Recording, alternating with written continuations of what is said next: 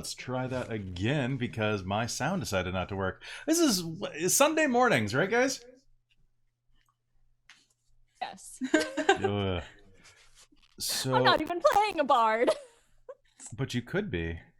I could. You could be. Aren't you always? I'm just, at heart, I'm a bard. What is going on?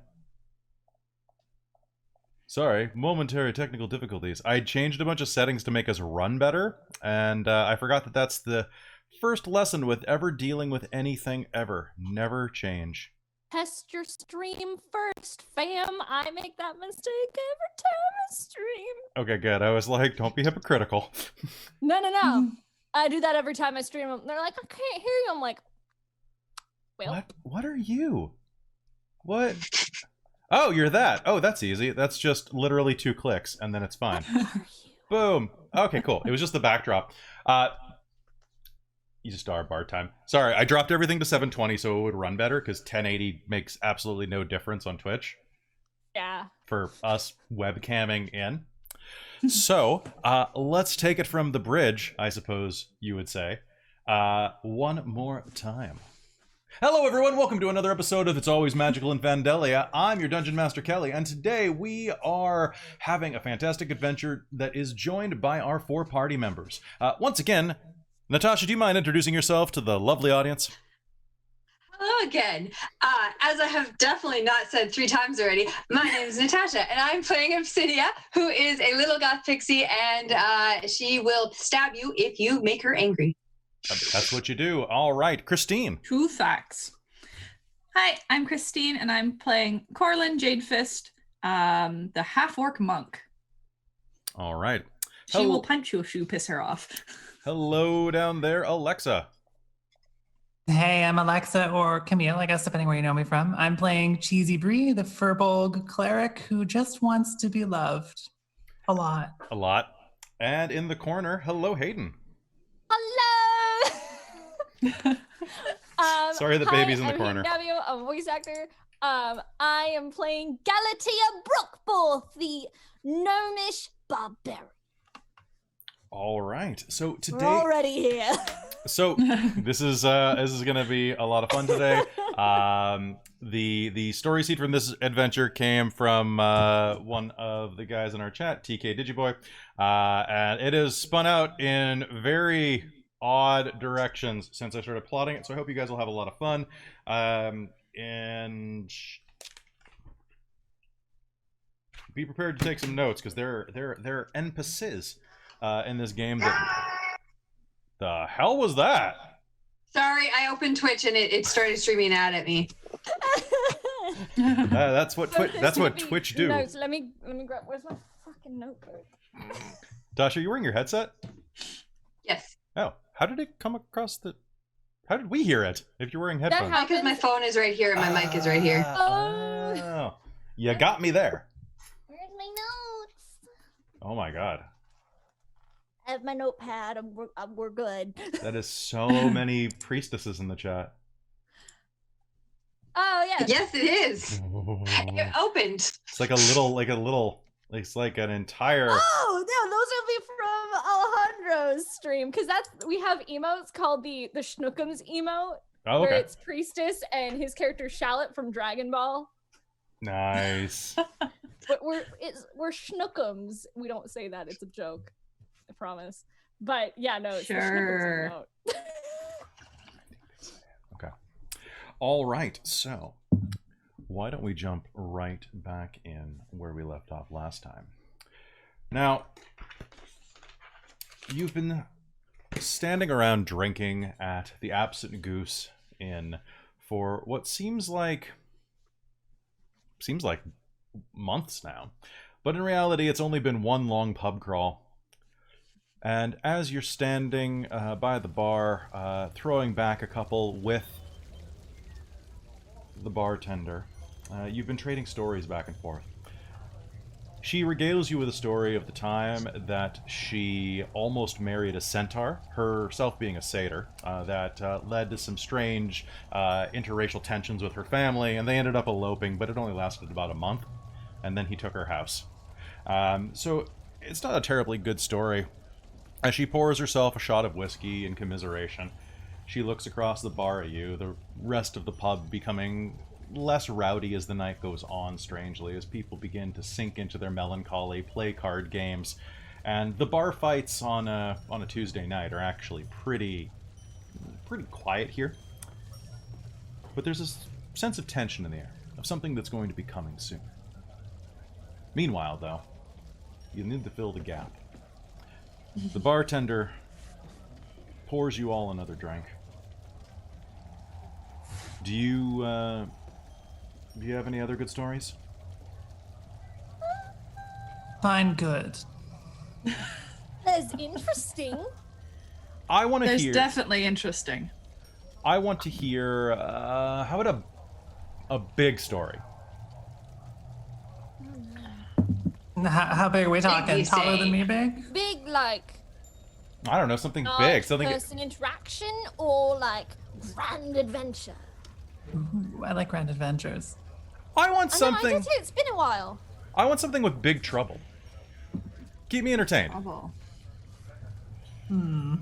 Big Trouble's the opposite of Obsidia. That's true. You're pretty little.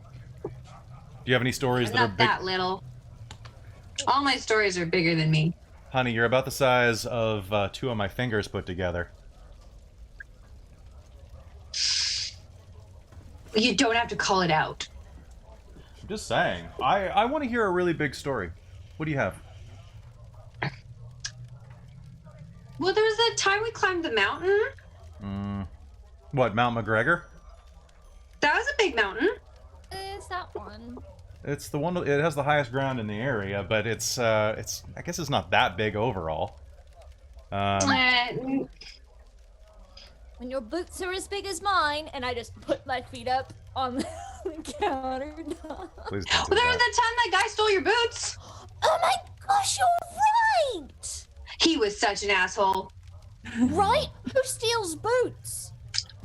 Right off your feet when you're sleeping. Obviously assholes. Assholes who like boots, apparently. I mean, honestly, people with inexplicably small feet, to be honest. Also that. Listen, Do you have anything bigger than the boots? Than the boot thief? obviously. Okay, think really hard. Okay, tell me the biggest story that you have. Well,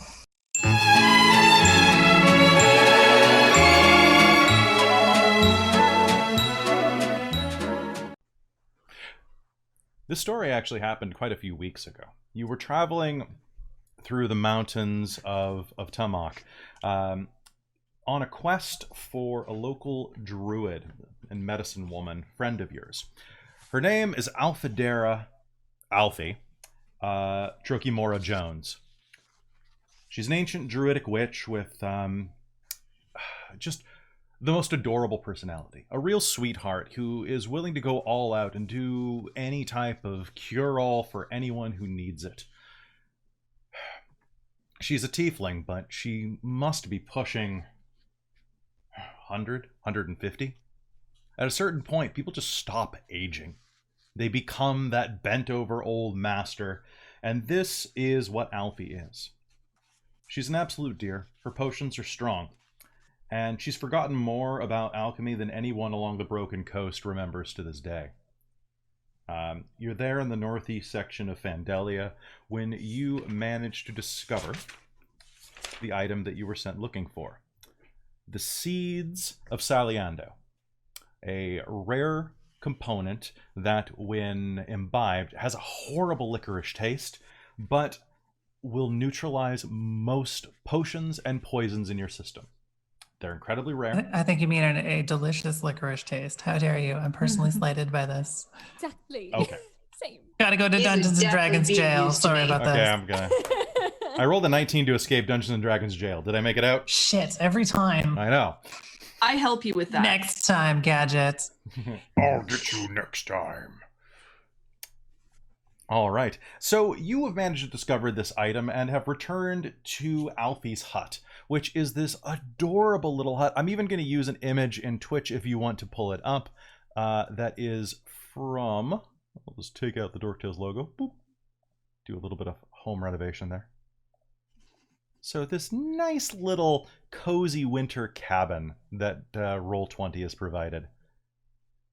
So you are recovering from a long adventure where you were off getting these. You each are going to pocket a handy 72 gold coins. Nice, nice. And This is at least 4 or 5 I like pints. this pre-wards system. pre-word. No, We need more of this. More of this, I think. Was it 172 or 72? 72. Oh, 100 definitely. Hmm. 72 gold coins I have for so it. much gold. Oh my god.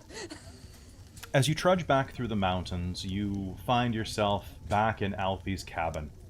Her little hut is this adorable round-doored hobbit hole with a roaring fire.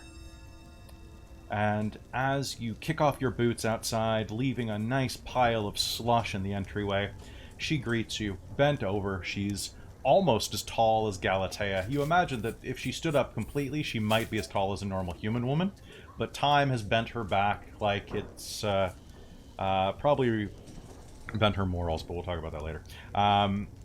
She looks at you through wrinkled skin, which is a deep, burnished, kind of burnt purple, and leers down at you through lenses that are thicker than the bottle of than the base of any bottle of wine or champagne that you've ever seen. A good 2 inches of glass dangle off of her nose. Welcome back, dearies. Did you have any trouble finding it? No. Not really. Fine. I mean, yes, but nothing exciting. No, not this time. Did you find the seeds of Cesea? Yes. Yeah. Yes. She holds out a trembling hand to you and accepts the seeds, which you managed to find. You managed to find 5 pods, each containing a random number of seeds themselves, but these pods are incredibly valuable. Consider these to be sort of like a super saffron in terms of pricing. Ooh. Yeah, right. We all know what we feel about how we feel about saffron in real life. How to make your risotto go from $10 to $50 in 1 sprinkle. Oh, this will be enough. This will be perfect. Tomorrow, I'm going to be having my great-great-grandson is coming here. We're doing a wedding ceremony, and this will be used to bless the union. But in the meanwhile, dearies, it's starting to get dark out. I can't have you go out there back into the cold. Come on in. I've got some hot chocolate on the boil. I prepped it just for ye. Oh, That's so kind of you. Absolutely. And if you need Suppose any I help with could this drink some hot wedding, do chocolate. let me know. What was that, dearie? Oh, if you need any help with this wedding thing, do let me know. Do I need help with the bedding? No, it's fine. I'll make sure that you're all set up. I'm going to have you sleep in the living room. I mean, also an appropriate area of expertise. That sounds good. You'd like an assortment of expertise? I suppose I. Oh, I would like an assortment of expert cheese. I don't know if I do have some tea. I'll start making. Do you like lemongrass? Yeah. Yes. The same color as my hair. Of course I like it. Lemongrass that's been made by a bear. No, I don't know anything about that. But but you do have lovely hair, dear. Where do you get that Alfie. done? All the salons have been closed around here since the plague came through. There are a It's bunch, natural, actually. bunch of idiots protesting to open them. They just don't read the news. They just don't understand modern alchemy. Right? Yes, Like, well, serious modern business. alchemy's not that hard. Serendipity the Bard. I haven't heard of them, but I don't really like punk music. I'm gonna get your hot chocolate. And she will totter back over toward the kitchen and start working. As she does, you can see that she, in spite. Oh, God damn it. The first roll of the night is a 1. She heads toward You know the what? kitchen. It's inevitable. She heads toward the kitchen, and at least she believes she's heading toward the kitchen. A moment later, you see her walking out into the snow. Alfie? Yes, dear? Do you want to come inside? Oh, this is the refrigerator. Didn't realize I'd left the icebox open. Ooh, it's bigger than I remember it. And she'll totter back in. Alright. Let's see. Oh, yes, the kitchen. And she will head to the kitchen, and she will start making a fantastic cup of hot chocolate for each and every one of you. Do you take it with a kick, dears? Absolutely. All right. Yes, please. Preferably 2. All right. I've got some schnapps. I'll put some schnapps in. She goes through the motions of making her hot chocolate with a incredibly shaky hand, but we'll come back to the main table in this cozy little cottage. She will serve each of you a mug of piping hot cocoa with marshmallows actually pulled from the marsh, and each one with a liberal dose of peppermint schnapps poured into it. And the fire is roaring in front of you, and it's honestly a great way to end your adventure. Coming down from the mountains, having fought, what was it, a dire bear? It had 2 heads. What the hell was that? And way too many teeth. Way too many Well, teeth. it stole Galatea's shoes again. And claws. It's true, but she made new shoes out of it after she killed it. True. They're very classy. Yeah, now she has bare feet. Ooh. All right. So she serves you up and smiles. Well, dearies, it's a little past my bedtime. What would you like in the morning for breakfast? You don't have to make us anything, Alfie. Oh, it's the least I could do. If you're going to be headed out, you've got a long ways ahead of you. And I'm going to be up early anyway to start preparing for the wedding ceremony. Oh, it's going to be the most wonderful thing. Pull out your notebooks. My great-great-grandson, Darby Fitzcharles Gainsworth, he's a noble in the royal court of Fandelia, as you know, and he is marrying this darling little girl called Dallison, that's the name. Dallison Scarletta Chowles. What kind of name is Chowles? It rhymes with jowls. Who would do that to a child? And she's brushing bride, and she's not from a noble family. I mind you. Her father's a spice and silk merchant from back west. But she's a good girl, and between you and me, there's a lot of rumors going around that she's trying to legitimize her family name, or her family name is trying to legitimize itself by marrying into Gainsworth's fortune. But I don't think that's the case. If you've seen these 2 kids together, they don't care one whit. And to be fair, it's been a little hard for Darby. In fact, Darby's entire side of the family has to take what they can get on account of Mahorns. It's a bit of a scandal, you see, because my grandfather made a deal to get a lucky nickel, which they called a bee back in the day, as was the style, and she will just start going on and on and on about how her grandfather made a deal with the devil, which is why she has infernal heritage, which is why she was born a tiefling, but it skips generations. But then her entire lineage has this history about how there's someone in the chat just noticed your name, Cheesy. All right. So has figured out. Excuse you, Robbie Slayer. It's a very normal human name for an absolutely human, not a firbolg. How dare you accuse me of these things? Not a firbolg. Hashtag not a firbolg. Hashtag not a firbolg. Hashtag not all firbolg. Hashtag, yeah. There's so many jokes. Basically, being a tiefling's not a great thing. I mean, if you're a tiefling, have tiefling pride, but it's not really well considered in high society. So the Gainsworth family has had a bit of time. So this wedding is very, very opportune. It's very fortunate that it looks like something good is going to happen besides, like, last call at the bar kind of marriages. And while she's saying this story, there will be this loud yowl. And who has...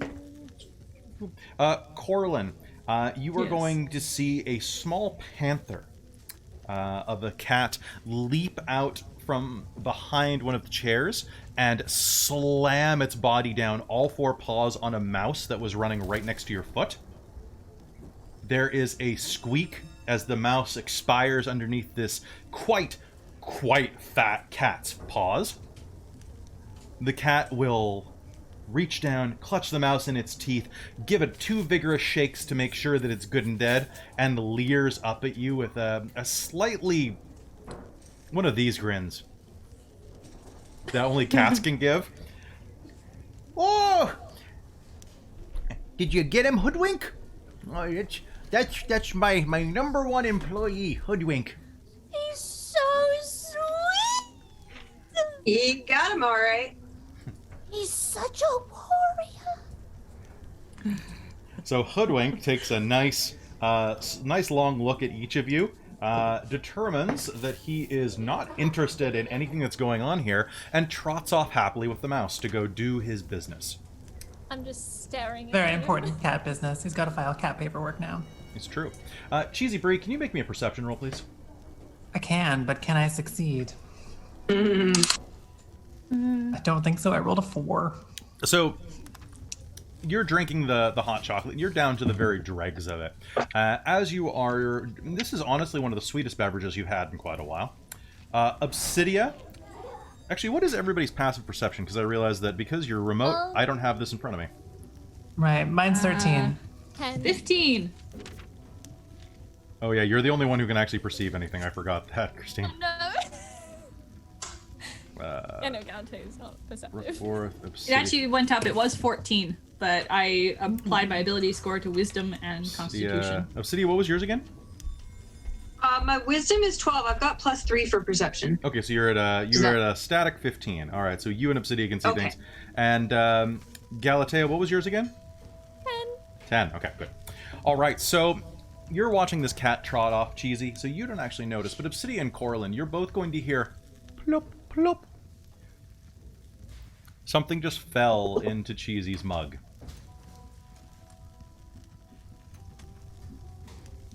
Cheesy. Cheesy. What? Do you take a long drink, Cheesy? Something wriggles inside of your mouth, and it's riding next to a little bit of small marshmallow. As you chew the marshmallow, and you will hear a satisfying crunch sound echo throughout your mouth, and This is so good. honestly, it's so nice. Now, as a firbolg, you're used to living off the land, so the fact that a centipede just fell into your mug doesn't really bother you. Ah, it's normal. Whatever. It's free protein. Yeah. It lends kind of a spicy kick to the meal. Well, I mean, honestly, the other 3 didn't get a free centipede, so they should feel sad.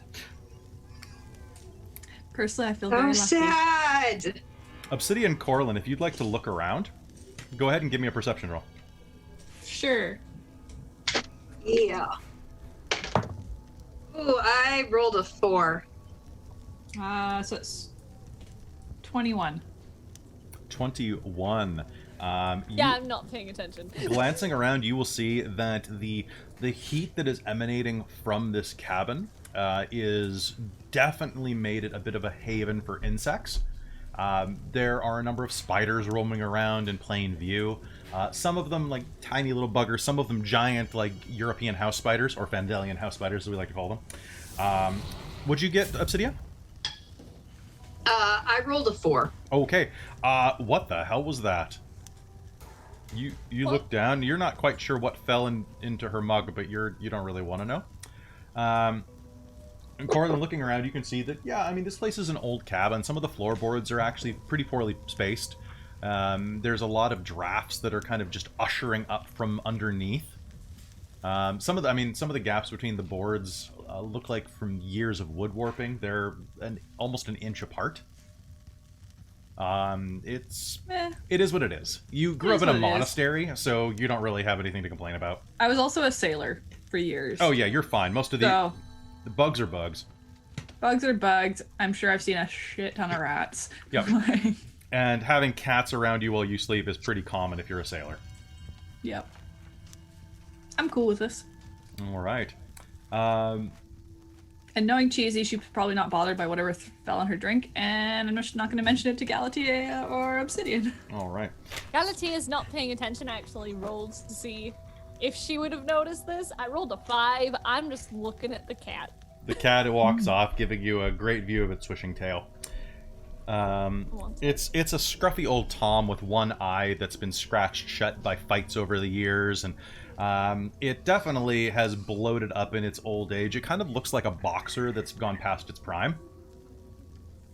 You know, that raging bull kind of fat brawler kind of look. He went from like the slim, svelte little cat to the great big hanging pendulous belly. It looks like Fat Cat from the Rescue Rangers in my mind. I don't know what that is, but okay. It's great. Yes, thank you, chat. That is exactly what I was implying, but I'm too classy. Bard. All right. As you're sitting and hanging around, Alfie leans across the table. So, as a special surprise and present for all of your hard work, I was wondering if you wanted to do a potion sampling. Yeah! I mean, obviously. That sounds fun. Sure. Why not? I've been working on quite a few new ones, but just one moment, and she'll toddle back over to the little island in her kitchen, and then toddle back with what looks like... How to explain this? It's like a children's mobile with a little... Okay, you know like a way that a cupcake stand works, or a cake stand, how there's like, it swoops up and there's the big tray? It's one of those, but it has this hanging mobile of spinning vials. And as she comes down... Sounds like a party. She sets it down on the table and spins it, and there's potions of all color. Like, some of them are bright pink, some of them have what looks like toenail clippings in the bottom of them. One of them has a tiny eyeball that floats around and always keeps exactly on Galatea for some reason. And it's because it knows what you did. It knows what you did. It's the bear whose feet you're wearing. If you want bearskin shoes, by the way, you can put those on your sheet. It's legit. Backstory. It happened. Yes! Bare feet. All right. So she spins it around. These are all ones that I've been working on recently. And I don't have names for all of them yet. And they're very... Now, here's the problem. The potency of my potions, it's a bit stronger than average. Nothing here is harmful. I don't believe in poisons. It's not my stock and trade. Not since I was a girl of 40. You get tired of all the death and dying. And then you get into the loving, and then you lose about 20 years of your life. And then you're a mother. It happens. But the important thing to note is that they last a little longer than you might be used to. So, but you don't have anywhere special to be for the next few days. So go ahead. No, not really. Spin. So, yeah, you may. Corlyn will reach out. All right, each of you roll a d20. All right, let's see how doomed I am. Ooh. 2. 17. Okay, 17. Oh, you're gonna love that. Hey, guess what? 19. Guess what? Nat 20. You got a nat You 20? wasted nat 20 on this. Oh my I did. My only Okay. nat 20 in like 3 games. Christine, Corlyn Jadefist is green, correct? Yes, greenish gray. Cool. Can you do me a favor and roll me a d8? 1, 2, 3, 4. I'm just counting for myself real quick, so go ahead and roll me a d8. Or Okay, so that's the entire torso. All right. So your entire body is going to turn glittery. Cool. You look like you've rolled an entire vat of glitter. Where's a club when you need one? Hey! In fact, the firelight bouncing off of Corlyn is just going to create this hue. She's gonna start like moving and waving to make it go crazy. Yeah, you look like a disco ball. Yes! Oh, you drank the glitter juice. Now that's going to last for a little while. I'm not sure how long, to be honest. Somewhere between the range of 5 days and a year. Alright, I am never gonna be able to sneak anywhere, guys. Oh, why would you want to Delph sneak? is out of the question. Chesea, you're going to down really, your potion. You're the ultimate distraction. Gawk. Your potion actually drew. Now, Corlyn, yours was a Either little. that or I'm gonna need to get like an outfit like Obsidia. True. Corlyn, yours was kind of like drinking a little bit of like I'll hook you up with my tailor. beach water, like a Sweet. little gritty, but very, very liquidy. Chesea, you actually have to suck yours down like you're trying to like pull maple syrup out of a vial. It's Good really, old molasses tube. it's really gummy, and actually, as you chew it, it's almost going to resist being swallowed. Like it's going to like stick to your fillings. I'm assuming the I'm firbolg. gonna complain about this. This is the worst. It's trying to escape me. Get back here. Oh, don't let it! Don't let it! Don't let it! It'll be more of a problem out of you than in I you. might take out a dagger and stab it and just start going at it. All right, you will swallow it. And as you do, go ahead and make me a quick sleight of hand roll. I want to see how well you stab into your own Sure. mouth. Poorly. Probably very poorly. Okay. Did you get a 1? I rolled a 19. A 19? All right, so you actually will definitely pick it out of your teeth and swallow it. And yeah, you'll actually have no problem. You feel a bit of a chill. But nothing else. This is very lovely. Which, was that the molassesy one? I think so. Yes, it was the worst and the best. Oh, I mean, the best drink is the type of drink that resists being drunk. That's how you know it's really good. It's just science. Or alchemy in this case. Is that science? Obsidia, Alchemy. you drank yours, Obsidia, when no one was paying attention. It was a quick, cold, very chilly draft that tumbles down your throat, and you can feel all the way to the tips of your fingers and toes. And as you say that, Galatea, you glance up at Obsidia, and you see an empty set of clothing staring at you. You're invisible, but your clothes aren't! Obsidia? Where'd you go? Or she exploded. Are you in there? Yeah. Giant, terrifying I'm poke. gonna reach out and try Don't to poke like me. touch the clothing. The clothing Stop is doing this on something. stuff. Obsidia, is that you? Okay, enough with the groping. Thank you. It's so small. Smaller. It's I already have this power. Well, I know, but where'd you go? I'm right here. You look like you're in a tent. Hey, I'm just speaking the truth. Oh, that's... I I'll pull believe... my head up over my face so you can see where my head is. Oh, there you are. You're so pretty. I believe that's the potion of guiltless nudity. Are you telling me that there are people in this world who feel guilty about being nude? Yeah, especially those back west. Criminal. Yes. Sounds like my hometown. That is one way to term this ability. Okay, yeah. See, listening to that just sounds like you've had a good few drinks, honestly. Pretty normal, really. Galatea, what was your Yeah. roll? For future reference, I will stay in my clothes for tonight. 19? Yes. All right. You actually as well will have had the time to do all of this talking because much like Chesea, you have been fighting with this Actually, hold on. Let me double check something. Oh, it's not the same one. My bad. I'm just gonna double check mine. That doesn't help me at all.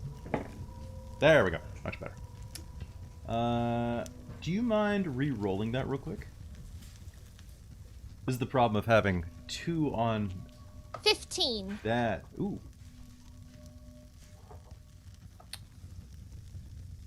Nice. All right. So, as you down yours, it's actually going to kind of come into your...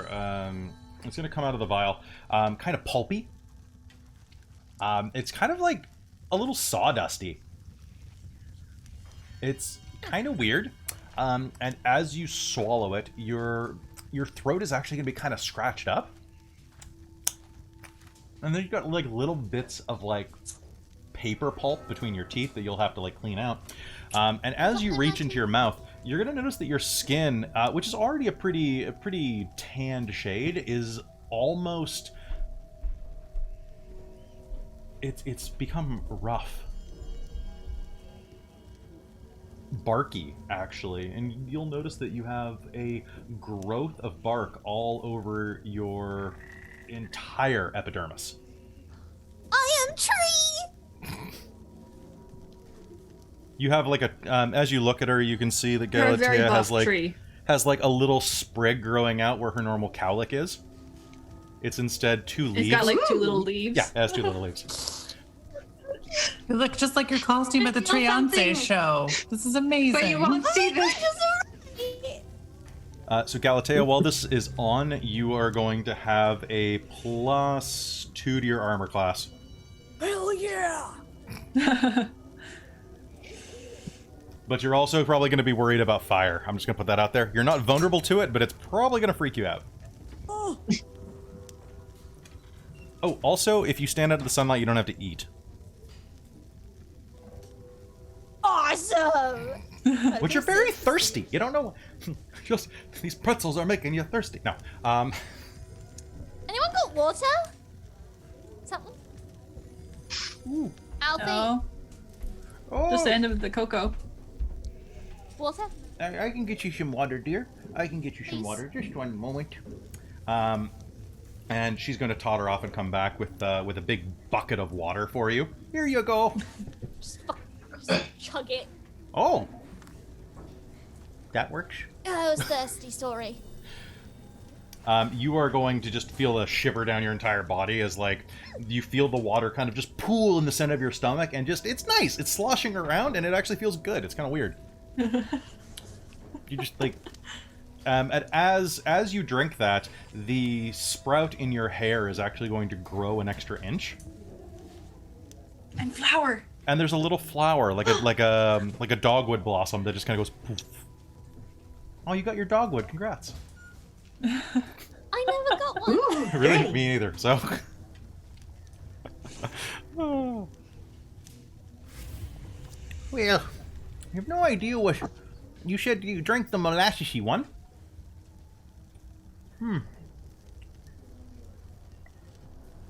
Seems fine to me so far. I haven't even caught fire. Fire. Maybe it needed a centipede. Sure, I could go for a centipede. One moment, please. I just realized something that just did. I need you to make me a Constitution save right now, Cheesy Brie. Thank you, Tasha. I really needed to hear that because, oh my god, I forgot what she just drank. Will do. 1 second. Oh god. Sorry. So I rolled a 10 total. A 10. All right, you are going to take 3 points of damage as this centipede suddenly reforms in your gut and starts clawing its way up your pipe. Something feels not good. I need something to drink. A hot drink, maybe? Well, I can get you some tea. It's going to continue crawling up. It has... Oh yeah, you're starting to feel a lump rise in the base of your throat. Maybe a napkin. Let's start with a napkin. All right. She's going to totter back with a tea fresh from the kettle for you. You're going to take another 2 points of damage. Don't bother writing it down. It's these sharp pains, but that fade immediately. Something's really weird going on here. And suddenly you're going to feel something rising around the back of your throat as a centipede crawls into your mouth. Cough, cough, cough, cough, cough. Okay, you are going to fire a centipede into the floorboards. Oh. It is going to bounce and look up at you with a slightly offended expression.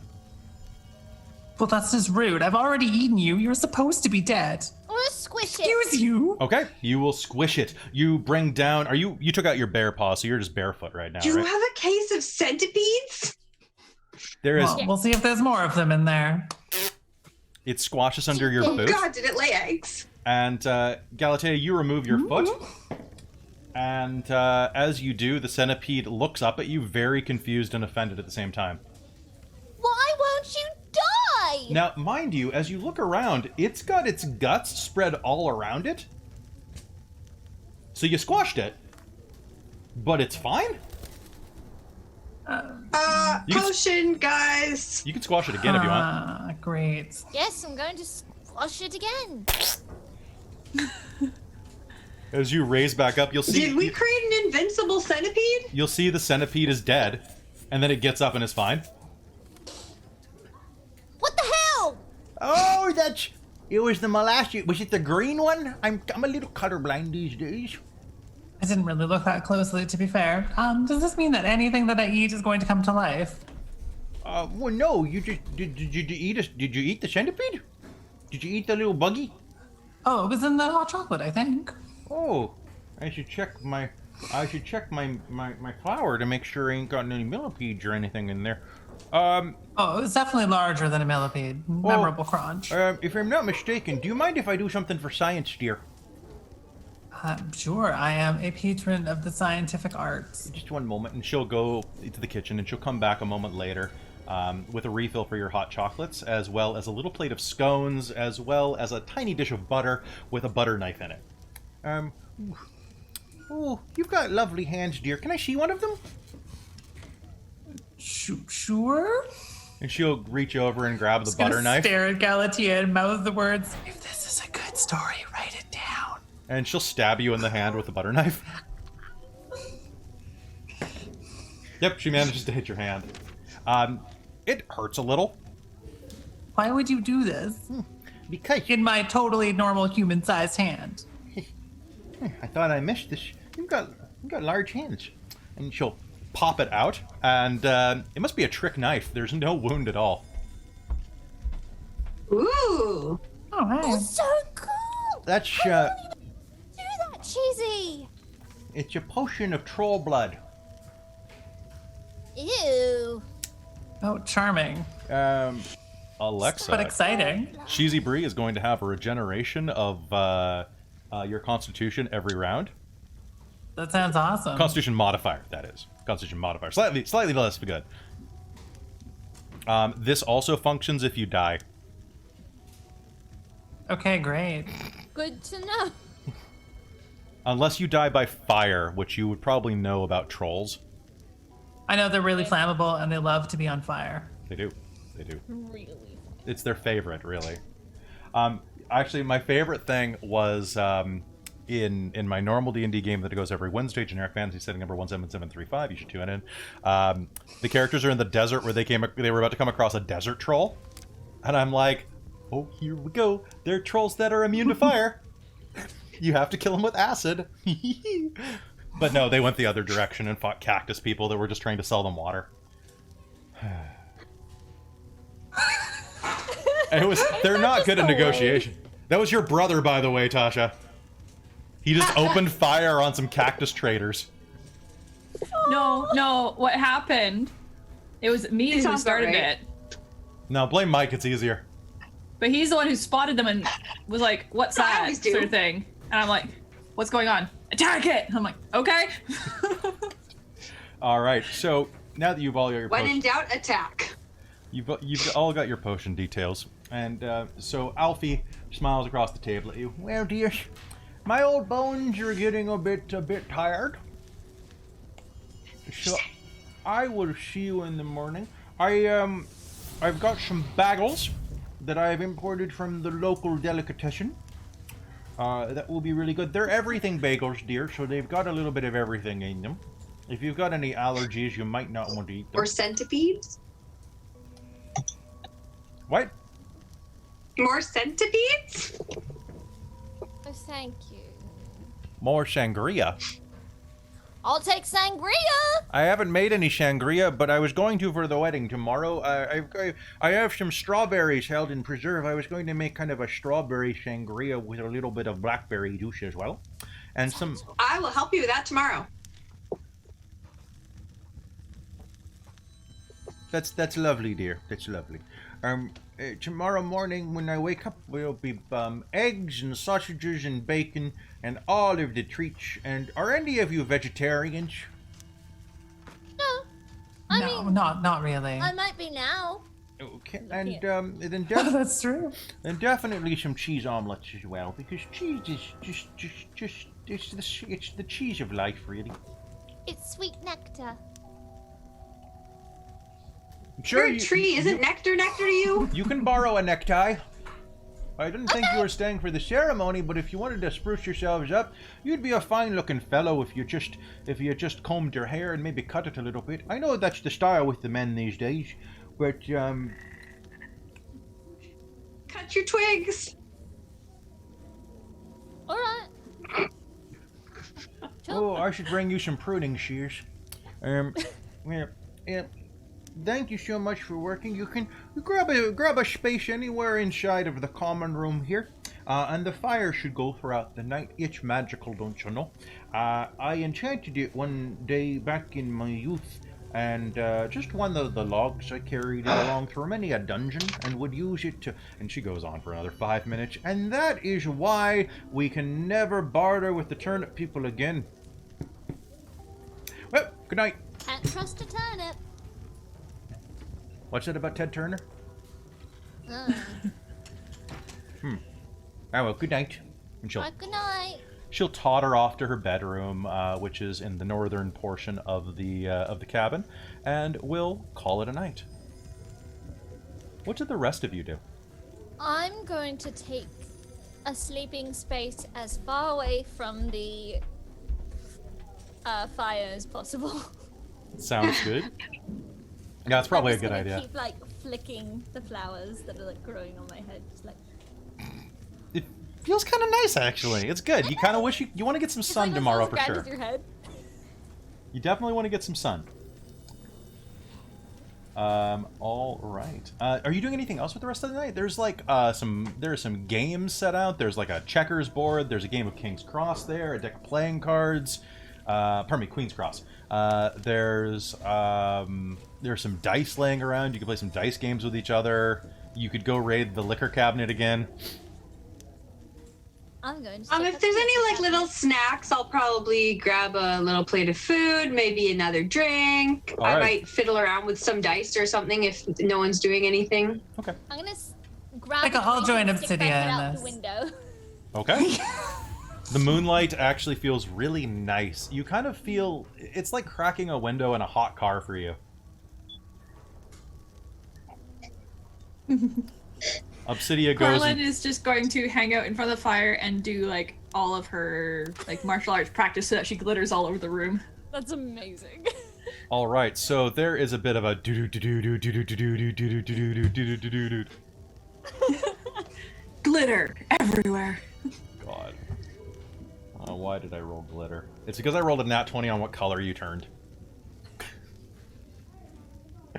All right, so you spend the rest of the night just having kind of a chill time, and when you finally do nestle down in your bedrolls on the floor, you feel like, you know what, this is good. Tomorrow's you're gonna be a little sad to leave here. Oh well. Nothing could go wrong from this point forward. Everything is perfect. No, everything's perfect. I've got bare feet. I'm definitely sleeping on the armchair because I definitely fit there. It's true. You definitely do.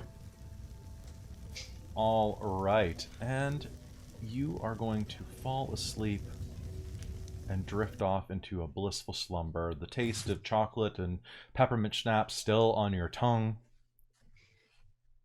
The night passes. You have pretty pleasant dreams, to be honest. Dreams of solstice holidays and giving out presents to your loved ones. Dreams of people that you actually forgot from your childhood, and dreams of people that you've never actually met but always do when you sleep. And as light breaks through the windows, and you can hear the drip, drip, drip of some of the snow melt on the roof, you'll yawn and stretch.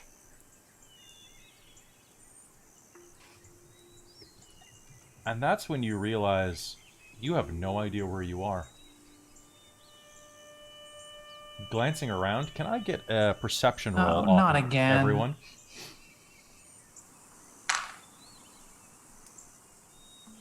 Unnatural. 20, also unnatural, possibly demonic. 20. Okay. Obsidia? 9. 9. Obsidia, you find yourself laying on what feels like burlap. A giant, expansive mat of burlap that stretches the size of a stadium for you. You can hear the sound of birds in the distance, but the noise is louder, deeper. Where normally you would hear... Everything is just magnified. You're I'm feeling... still invisible? Your clothes aren't, but you are. Down on the ground, as you look around, you are laying amidst your bedrolls. Those of you who got 20s anyway, you are going to look around and immediately take in your surroundings and realize that you have woken up much smaller than you went to bed. One might actually say that you have woken up. You are roughly the size of a chia seed. Oh, wow. So is Obsidia like the chia seed of a chia seed, or? No, actually, yeah, basically, yeah. You Like a tenth of a chia seed? You are, basically, you're about a third the size or a quarter the size of an ant. Oh, shit! So, Galatea, you are going to look around and have no idea where you are. You are in a giant expanse of cotton, but you can see the fibers. You can see how threadbare this giant, what is this, like an amphitheater tent that you're laying in? And suddenly you'll hear from over across the way, "Oh shit!" Hello? Galatea? Yeah? We shrunk! I mean, Try climb out of your bedroll. okay. I'm gonna try to climb. If we can see the fibers, does that mean we can push them apart to get through?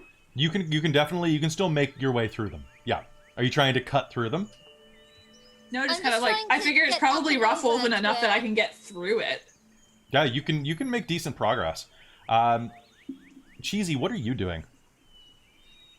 Mostly sitting there, freaking out a little, staring into the distance. I hear squeaky voices that are maybe my friends, that are also maybe porcupines here to eat me. But I'm going to go in their direction regardless. Okay.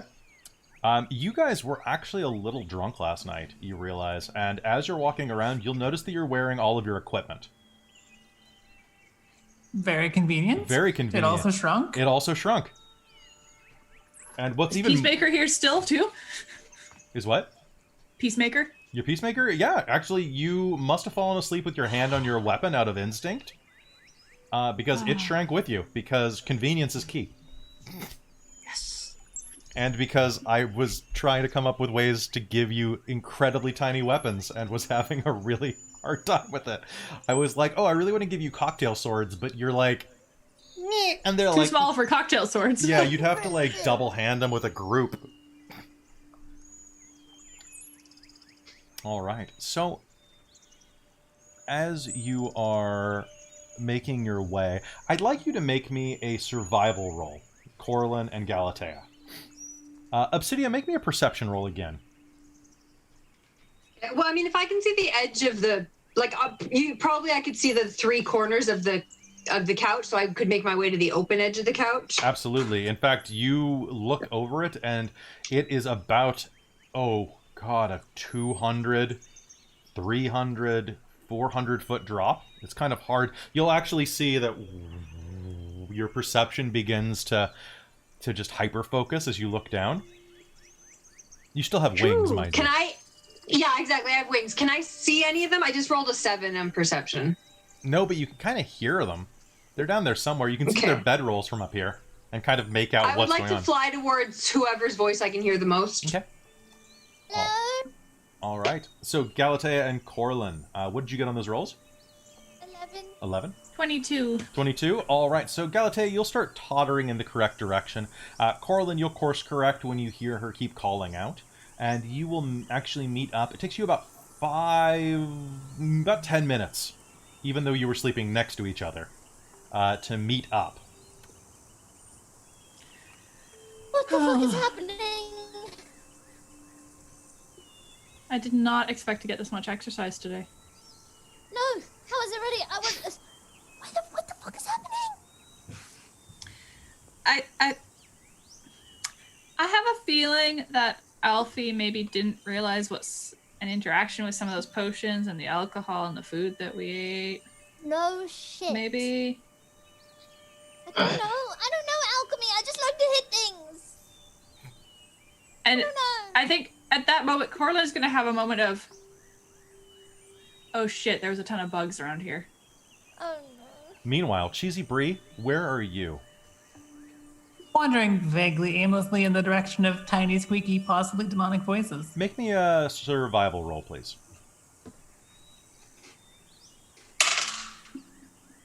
16. Hang on, I'm just going to pull up my sheet for survival. Oh, hey, a 19 total. All right, so it takes you about 10 minutes as well. But as Corlyn is realizing that there might be bugs nearby, you are going to burst out of the undergrowth that is your blanket. And it's... Boo. Hello. So Cheesy, Corlyn, and Galatea have arrived at the same location. You okay, Chesea? I mean, I'm very small, which is frankly alarming to me. You're going to hear... Oh. overhead. The fuck? And you'll glance up, and Obsidia is descending upon you. Or Obsidia's clothes, Obsidia's really? clothes. Going like this, just Oh yeah, like, Obsidia's "Ah!" clothes are descending upon you. But that... Oh my god, you guys, what happened? It's like the potions, or I don't know. What? I don't know. I don't know. Probably bad. You're going to hear this noise overhead. You thought it was Obsidia for a second, but instead it's... Nope. Shit. Glancing up, you're going to see a housefly the size of an elephant Nope. fly overhead. It lands on the table nearby and starts sucking on... it lands on several of the crumbs from your scones last night and starts sucking on one of them. Do you think we could tame it? I was just thinking, that would make an excellent mount. I mean, true. A really, really gross one, but Yeah, no. Do you have any idea how many gems are on those things? we could probably see. I don't know. Try. You'll go with nature and shit. I don't know. I'm particularly adept at eating nature. I'm not really good with it. I don't know. Maybe we should try and get up higher in case Alfie comes downstairs. I don't want to get stepped on. And as you say that, you will feel the ground shake. Boom. Boom. Boom. A moment later, the largest giant that you have ever seen, crouched over her walking stick, will emerge from the far room, walk over near you, and look around. She's still a good mile from where you are, but she's several miles tall.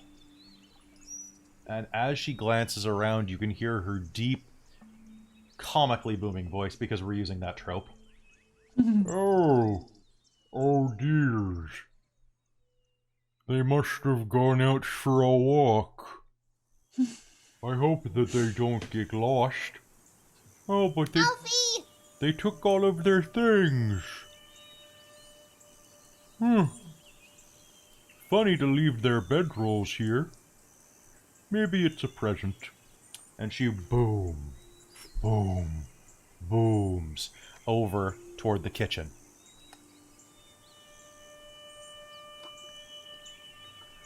Fuck. What do we I'm going do? We could try to climb up to her ear and yell at her. I'm gonna Maybe try to make share my some way choice over words? to the kitchen and try to start getting up on the counter. If I can. All right, so if you Might have a growth potion, True. and we just have to knock it over. We could lever it. All right, so you are next to the fireplace. I've kind of positioned the map so that you can see the distance here. This is going to take us like 5 days to get. I actually have the. So it is. Let's see. Those are sequence of events. Wake up. Travel time. You think that to get to the kitchen, it'll probably take you about an hour and a half of walking. Jesus. Even flying, it'll take you an hour. At least on Obsidia's wings. Because I believe your fly speed is only like 30 or 40. I did write it down. Hold up. It's probably there.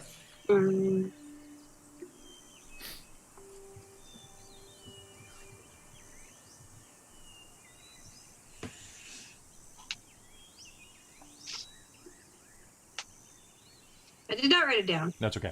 It's not that fast. And that's exhausting, to be honest. All right. Now, I have to ask you a very important question. How clean are your bedrolls? Wait, you're supposed to clean a bedroll? All right, just one moment, please. Let's see. That is in Monsters of the Underworld. Got ya. Oh shit. All right. So as you are glancing over and seeing that there is quite a I did write it down. It's 30. 30? Okay, cool. Then yeah, that'll take you quite a while. There is a tremendous amount of space between you. You are going to hear some rustling. You're standing at the base of Cheesy's bedroll, as I said. Which is why a moment later, you're quite disturbed to see that Cheesy doesn't clean her bedroll as well as she should. And that's probably why she wakes up with those little bites all over her arms and legs. As you stand there, you will see 4 tremendous bed bugs crawl out. And I need initiative from everyone. Oh god, I'm gonna feel so itchy. I'm sorry. 13. Although, also, don't forget that you all have a point of inspiration, as usual. 13. Right, okay. 19 on 15. initiative. Okay, and Corlyn? 5. I rolled a 1. Hey, congrats. You actually, So who had the 19? Was it Obsidia? Oh no, it was me with the 19. Galatea, CBGB, okay. And, Well, that's my first one for a while, so. Yeah, in Hope it's the last. most games, your initiative is usually like 29, so. All right. Cheesy Brie, you're going to turn around and see that there are 4 bed bugs that are rearing out looking for prey. As they glance your direction, they will twitch their antennae threateningly at you. That seems bad. How far away are they? They are It's threatening. 60 feet away. Okay. We're using feet in relative feet. Yeah, of course. I mean, I think I'm going to ready my crossbow and I guess hold my action to see what they do, but I do want to whisper towards, the rest of my party and say, do we run? Do we hide? What do we do here? your bedroll. I've told you to clean it. Well, I suppose this is a good opportunity then.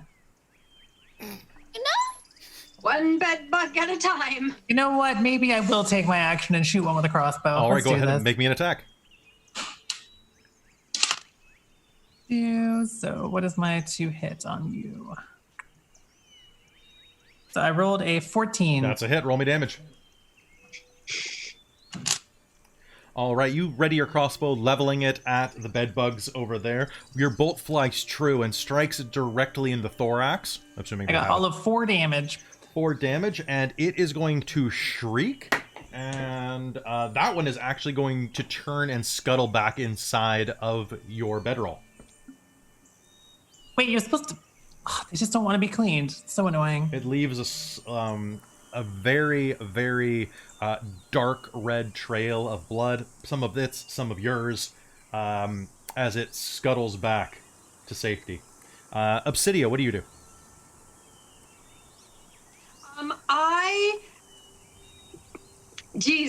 Okay, so there's 2 more bed bugs. Is that the idea? That is the idea. Oh, no, there are 3 more bedbugs. There were 4 total. There were 4 in total. Okay, so they're still coming towards us? They are acting menacingly. They have not acted yet, but they have noticed you and are kind of doing that whole, like, twitchy. You get the sense that they're not pleased that there is something else in your presence. Okay. They're not pleased that you're in their presence, I should say. I love this book. Jeez. I guess I will attack them. Yeah, I will shoot an arrow at them. All right, go ahead and roll me your attack. Oh, not great. What'd you get? I rolled a 2. I think I add something to that, though. You fire an arrow at the largest bug you've ever seen, but to be honest, you're a little squicked out by this thing. Your arrow flies wide. Galatea. I'm going to take my hammer and I'm going to rush forward and try to just like smash it. All right. They are slowly moving forward, so I'll say that you'll actually be able to get into range by the time that you pull out your hammer and rush forward. So go ahead and give me an attack.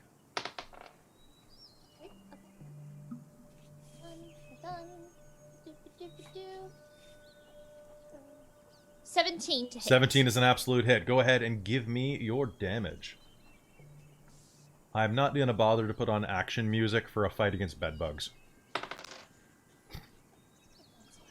Oh. Put on some Final Fantasy music. It's gonna be 5 points of damage. 5 points of damage. I rolled a 1. All right, you are going to bring your hammer down, and I apologize to anybody in the audience who's ever had to deal with bedbugs, but you are going to squish it like an overripe tomato. And like an overripe tomato, it is going to leave quite the stain on, well, I guess about that big of a stain, on Cheesy's bedroll. The bedbugs, there are 2 of them next to you. They are both going to scuttle toward you, and they are going to try to bite you. However, you are on the edge of Cheesy's bedroll. It is casting quite a shadow, but not over your location. As one of them rushes out to flank you, it steps into the beam of sunlight that is touching down on the ground, and is going to roll with disadvantage because they do not like the light. Is your armor class 12? Me? Yeah, is definitely not right now. My AC is 13. Plus your bark skin. Plus my bark skin, 15. All right. The second one takes a swing at you as well with its claws. I'm assuming that they have claws. I'm not looking at any pictures. Or like their little mandibles. Yeah, mandibles. We'll say mandibles. They're biters. So 2 of them are going to take bites at you. Both of them miss, and which gives them puts them in the perfect position for Corlyn Jadefist. I'm gonna swing at them with my battle axe, and then follow it up with a punch. Okay. Both of the same one?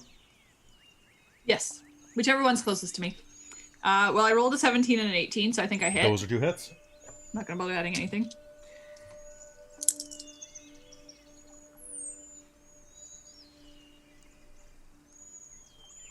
Okay, so 9 damage on the battle axe. Okay. You Yeah. You are going to cut this damn thing in half. Oh. Okay. Would you like? Go ahead and break your movement up. It's a bed bug. What? It's a bed bug, so you can totally roll over Galatea's back and punch the other one. Okay. Well, that's 4 on the punch. Do I add anything to an unarmed strike? I don't remember. Yes, you had your. Oh, not if it's a bonus action. No. Okay. All right, so 4 damage. Okay, so the one on Galatea's right, you are going to cleave in half. The one on Galatea's left, you're going to roll over and crank, breaking one of its antenna off, and it looks incredibly bloodied. It is the last one remaining. And Cheesy Brie, you're up. Well, I can't let these two clean up my bed bugs for me. So I guess I'm going to shoot at it. All right. Although my crossbow, I forget in 5th edition if crossbows need a turn to reload. They don't if you don't move, if it's a light crossbow. Okay, I'm not going to move, but I'll take another shot at it. I believe that you just spend your move action reloading. Or a bonus action. I think that sounds roughly, vaguely correct. Heavy Something crossbow like is a that. much bigger deal. Yeah, okay. And repeating crossbow is what everyone wants. So apparently I'm just rolling amazing this game. I got a nat 20. Nice. Okay. 3 damage, and then I guess it's... Roll it again. This one says critical 20 times 0. That's weird. That is weird. So 9 in total, theoretically. 9 in total. All right, so you are going to put one right between its many, many eyes. I don't even want to know how many eyes they have. You know what? They don't have to look like normal bed bugs. They can look however we want them to. That's true. You're going to punch this right through its skull, and it's going to fall over dead. Obsidia. There is one that ran back inside of Cheesy's bedroll, but beyond that, the rest are dead, lying in a field of gross around Corlyn and Galatea. So in my defense, I didn't know these things were quite this gross. They're bed bugs. So, from now on, we're going to do what? I'm going to shrink down to a very small size and stab every bed bug that I see. No, Or you could just wash it. we're going to wash our equipment, aren't we? Soap. Soap. So, You have soap, right? even I like I do, soap. yes. It smells really nice. I keep it in a little bag so I can smell it when I want to. Do you use it on your Smells great. clothes and bedding? Of course I do. not really on the bedding, but Okay, there's the trick. So we're gonna have cleaning days, aren't we? yes, I suppose. So my concern isn't Okay. usually the quality of my own bedding, to be fair.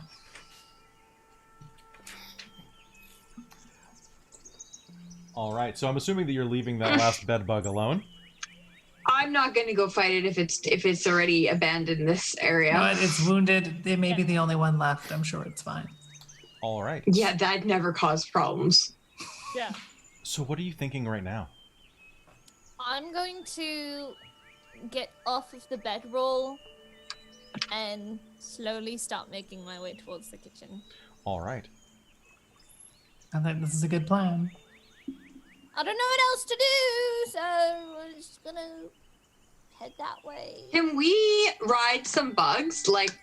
I'm looking for if a fly touches down, I want to catch it, or if there's a bigger bug that we could all jump on the back of and harness towards the kitchen. But I mean, I guess my plan would be to get closer to her, the lady's ear, and maybe try to see if she can hear us.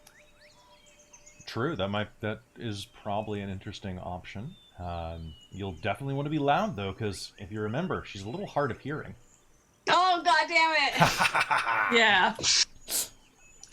I have a feeling that one's not going to work. I want to go look at her potion supplies and see if we can find something already made that we can use. Fix it ourselves. All of you can give me an insight roll.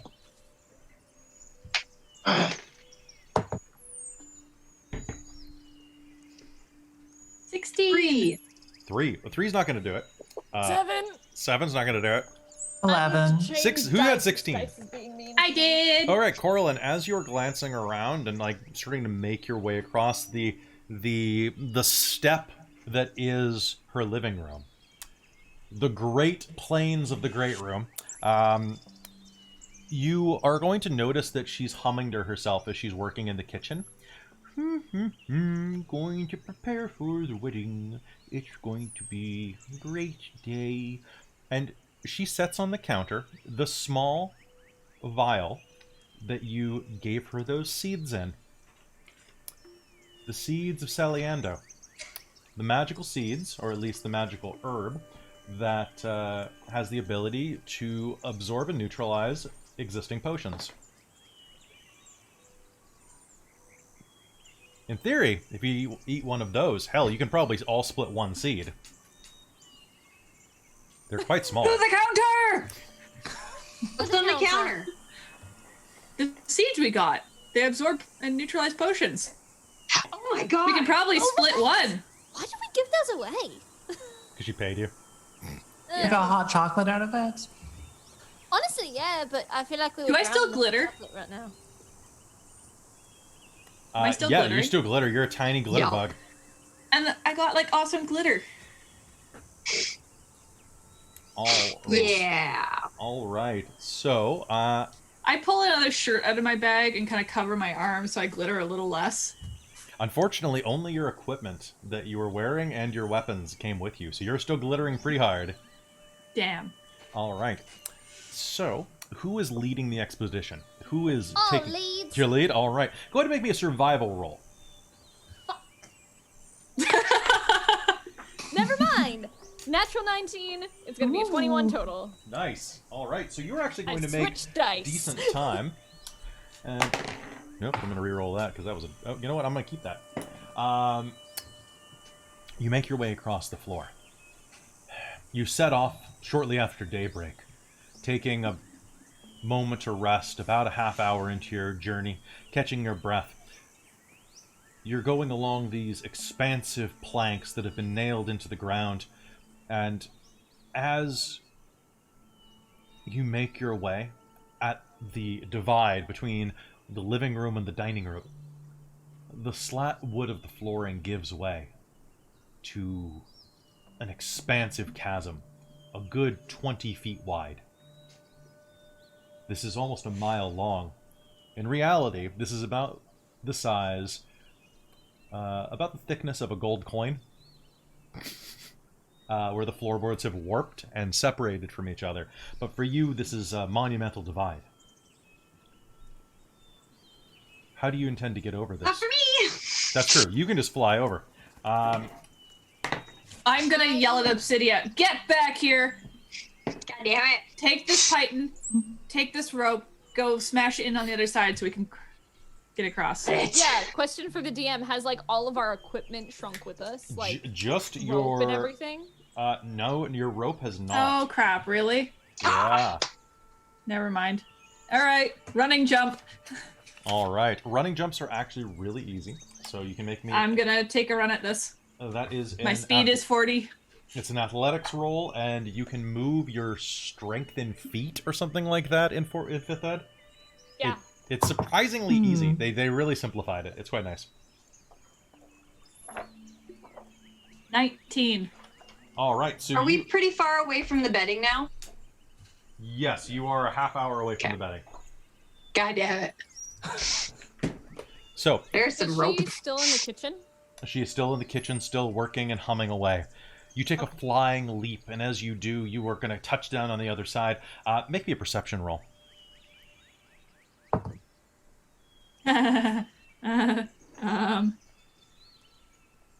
6. 6? All right. Whew.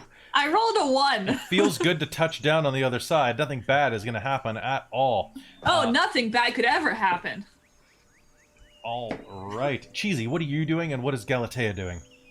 I'm gonna try to leap. All right. Go ahead. I may as well do the same. Both of you make me athletics rolls. All you have to do is basically succeed even a little bit. Come on, guys. Natural 20. Natural 20. All right. I've got a This 5. angry little moat just goes, ah! All right.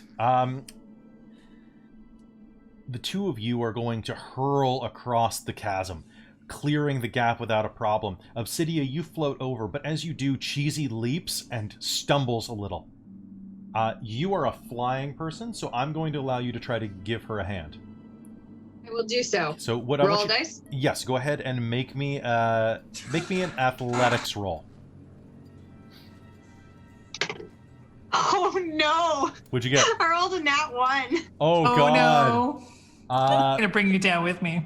all right. both going down. That's what's going to happen. All right. So you are going to leap across the chasm.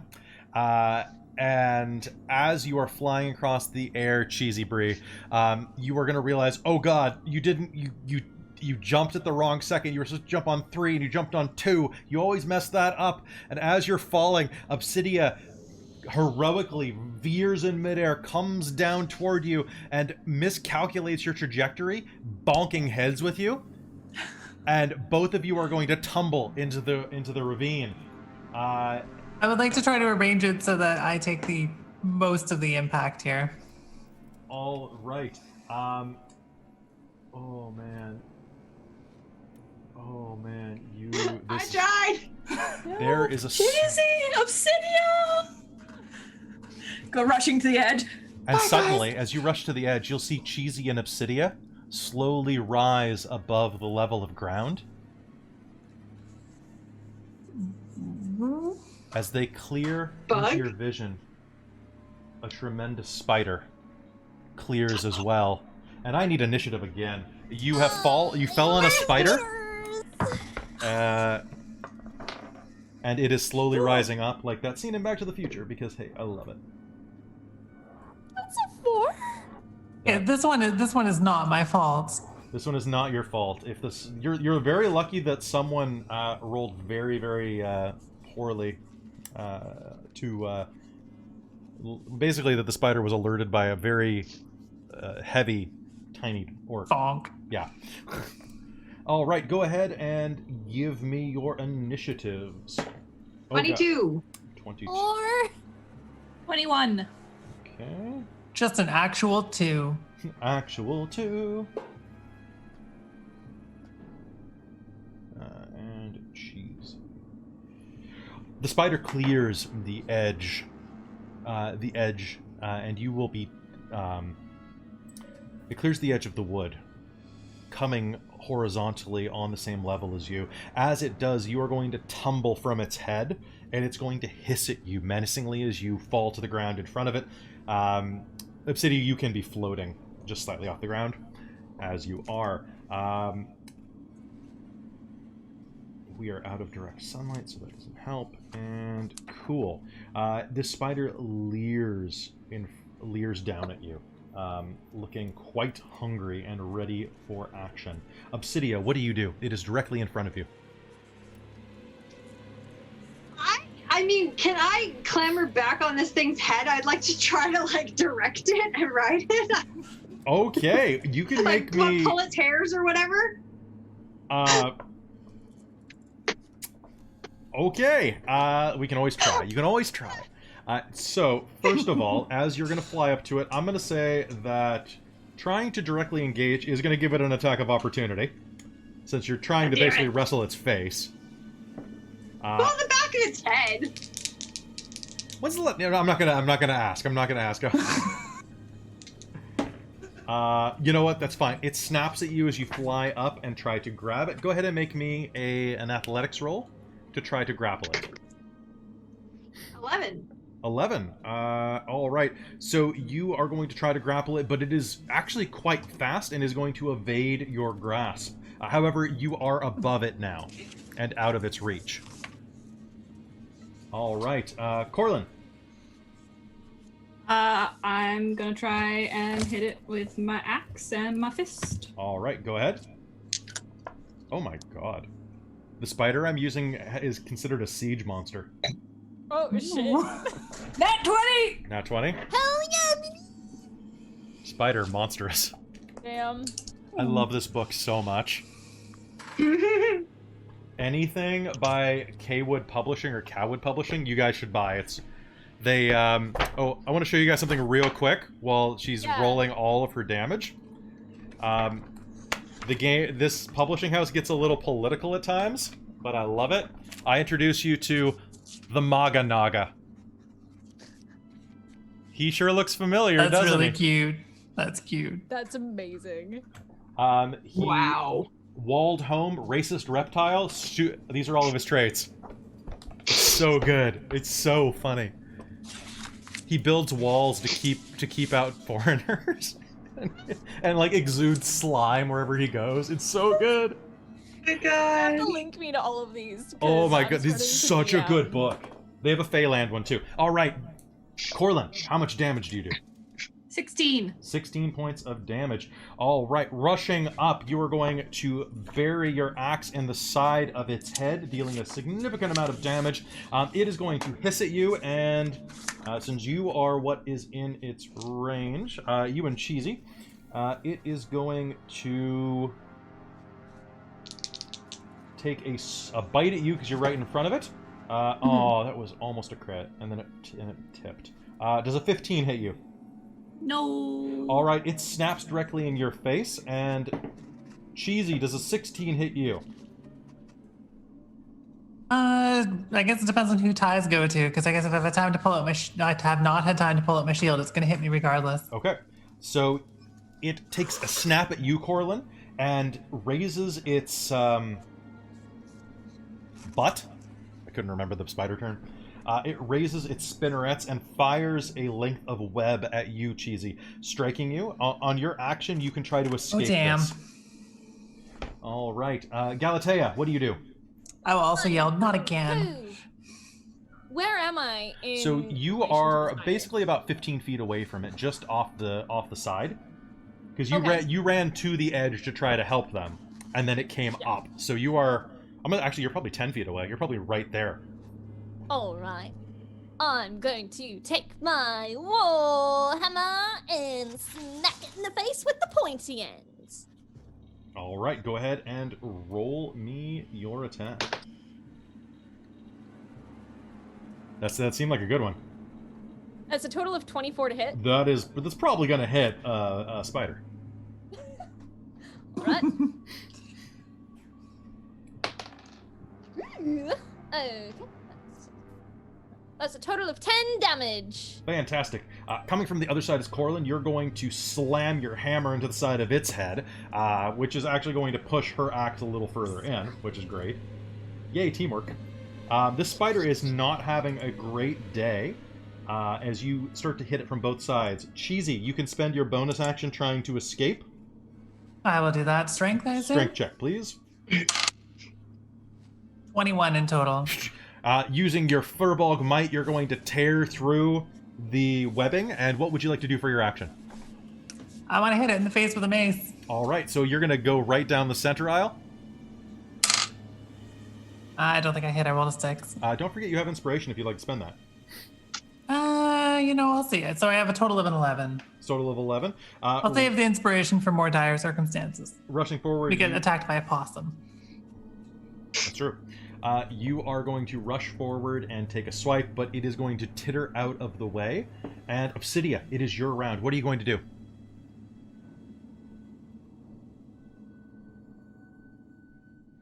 Obsidia.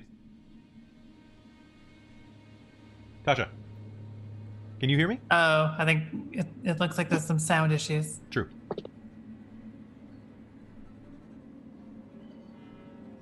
You okay?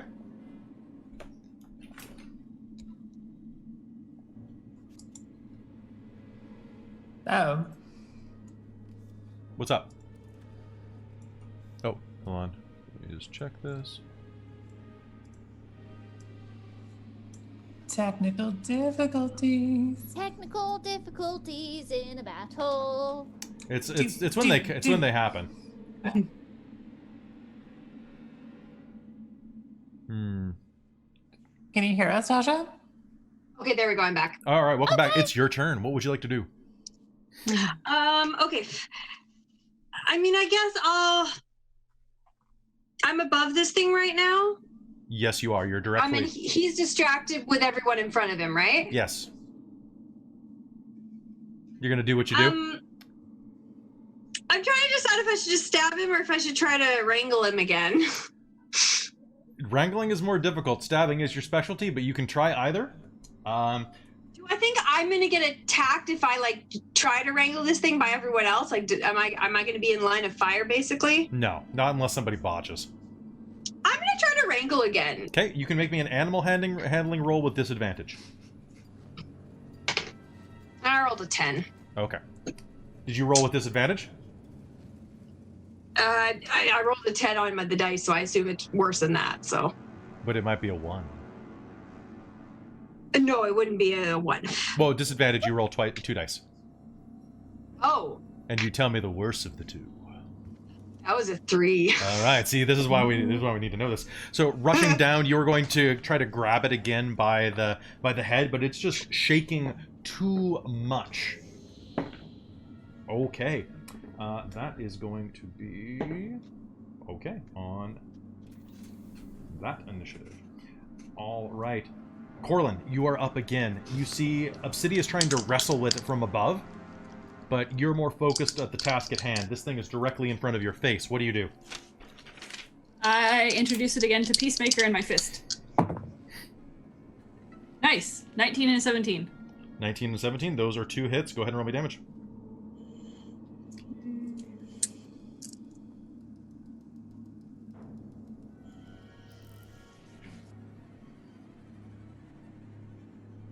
Uh, 12 on the battle axe and 2 on the fist.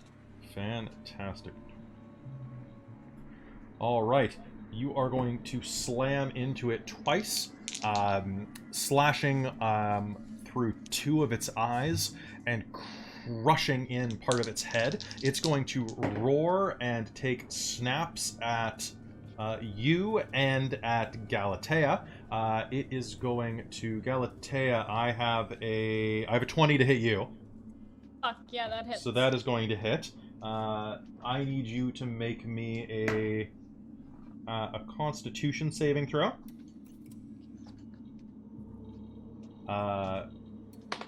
Succeed. Okay. 13. 13 is enough. Thank God. Right. My little dice is back. Oh God, this is a rolling very really rough mean. poison. So you're gonna take 7 points of damage as it bites you. Okay. It's going to chomp into your thigh, but it's going to snap into your thigh and start to pull you, but in doing so is going to leave itself open for an attack with advantage for you to make. I'm going to just try to punch it in the face. Just punch it in the face? Just punch it. All right, you'll have face. advantage on this because it botched one of its attacks. Okay. I will take that natural 19. You should totally take it. It's all natural. USDA grade A natural 19. 25 to hit. 25 to hit is good. Go ahead and roll me damage. Because it's unarmed strike, it's just 5 points. Oh, of yeah, damage that's right, plus that's my right. Strength, so it's gonna be 9 total. Jesus, that's a lot of damage. I'm barbarian, man. That's fair. So 9? That's why we keep her around. All right, you are going to slam your fist into the side of its mouth or its face, and it's going to actually one of its mandibles is going to crack off and rip off in your hand as you slam your fist into it. It's going to drop you to the ground. Cheesy, you are directly in front of this thing, and it's pissed you off. What do you do? I mean, first of all, I'll use a bonus action to heal Galatea. Nice, nice. So I'm going to use Healing Word for 1d4 plus my modifier. You will heal 6. Ooh, it's almost my full hit Yeah, points. that's Thank just you, pretty dope. T. Ah, not half bad. And then I'm going to try to hit in the face with a mace. All right, hit in the face with the mace. Old facey macey. The old facey macy. Amazing. Yeah, I got a 12. Go around Let's with a see good how old we're facey macey. doing. So I have to scroll back up my sheet to weapons. To do 17. All right, 17 is absolutely a hit. Go ahead and roll me damage. Okay. 6 damage. 6 damage. You are going to hit it in the face with your mace. As you do, it is absolutely bloody. This spider is on the verge of death, and I need all of you to make me a strength save. With Obsidia, you are actually going to make me a dex save. Much better. 12. 15. No. 12? 15? 5. 22. Oh, don't forget that you have advantage because it's a strength. It's a strength save. So Galatea has advantage if she's raging. Ooh, I will take that. That's going to be a total of 7. Wait. Yeah, 17. 17. All right. So 17. Christine, what'd you get? 22. Okay, and Chesea has a 5. Oh yeah, Okay. I got bad news bears. All right. Obsidia, what did you get? 15. 15. All right. So, all of you are going to be fine except for Chesea. Chesea, you're going to be thrown 20 feet back. Here's what happens at this point. Chesea rushes forward and slams her mace into the front of the spider's mouth. It roars and raises its mouth to do an incredible attack, and everything goes dark for a moment as a shadow descends. Obsidia, you will see this coming just a second before it hits and will veer out of the way. Suddenly, there is a sound that shakes the entire area around you that came out of nowhere. It was a completely silent creature up until now, but it crushes down on the spider, exploding all of its spider goo on you. You are covered in ick and gross as this incredible, tremendous, the largest saber-toothed tiger that you have ever seen with one eye scarred shut lands on top of this spider and starts eating it. As you look up, Hoodwink the cat has arrived and is directly on top of this spider. It is spending its round he is spending his round eating the spider. Don't need that, but you know what? I'm probably not going to throw that away. That might come back. It is a new round. A new challenger has entered the arena. Obsidia, you have dodged out of the way, and a giant cat is in front of you. What do you do? Don't pet it. No. But like actually, I would like to fly on top of its head. Like I shouldn't really be very noticeable to this thing at this point. Like if I just like grab onto the top of its head. Oh, you're gonna hide in its fur, basically? Yeah, like if it goes somewhere I want to go, it can get there a lot faster than I can. And if it tries to go like outside or something, I can just jump off. That's true. You can actually roll me. Actually, you're invisible, you're tiny, and you're a pixie. I'm gonna say that's the triple threat of you don't need to roll for this. All right. So you are going to up while it is distracted and climb into its hair. The rest of you, you have initiative on the cat. What would you like to do? If I see that, I'm going to try and climb up its leg. All right. I'm going to do the same. Okay. Yeah, that seems like a great plan. By the way, become please. And because you haven't played a firbolg in anything else, Alexa, I'm just going to let you know that you have the speech of beast and leaf,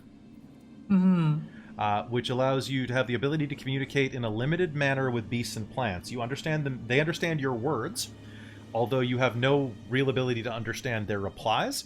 But you have advantage on charisma to influence animals. Right, okay. So you always have that Do on. I not have some sort of animal something? I don't know. Let's check.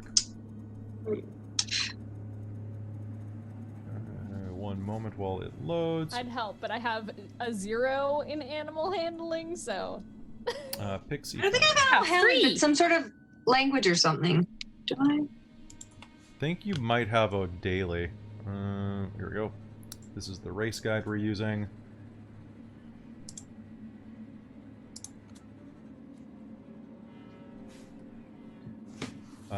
You are proficient with nature, which you already have. Invisibility. Nope, you don't have anything like that. You have wing regrowth, so if your wings get cut off, they regrow at the end of a long rest. That's pretty handy. And you have resistance on being charmed and cannot be put to sleep with magic. It's pretty good. Your big bonus is your invisibility. Yeah. All right, so the lot of you, if you're just trying to climb up the cat, give me an athletics roll to climb its dense fur. 20, unnatural. 20 unnatural. 15. And Hayden, I didn't hear you. Your mic's not working. Uh-oh. I wonder if it's what we're using to meet. My problem was on my own end. I turned my other phone on and it connected to my Bluetooth. How about Oh, shoot. You're on now. Cool. I just swapped phones just for now. I got a 15. Perfect. All right, so as the cat is distracted, you are going to climb up its legs and brace tightly between the fibers of its fur. Suddenly, having finished its meal, the cat looks around, licks its paws, which you're lucky that you rolled above 15 because it's licking the paw that you are climbing up, which means your entire world inverts as you're holding on to the fur tightly as you can. And the cat will look around and start trotting toward the kitchen. And with that, I think it's probably time for us to take a bathroom break. Yeah. So we'll be right back, everybody. See you in a minute.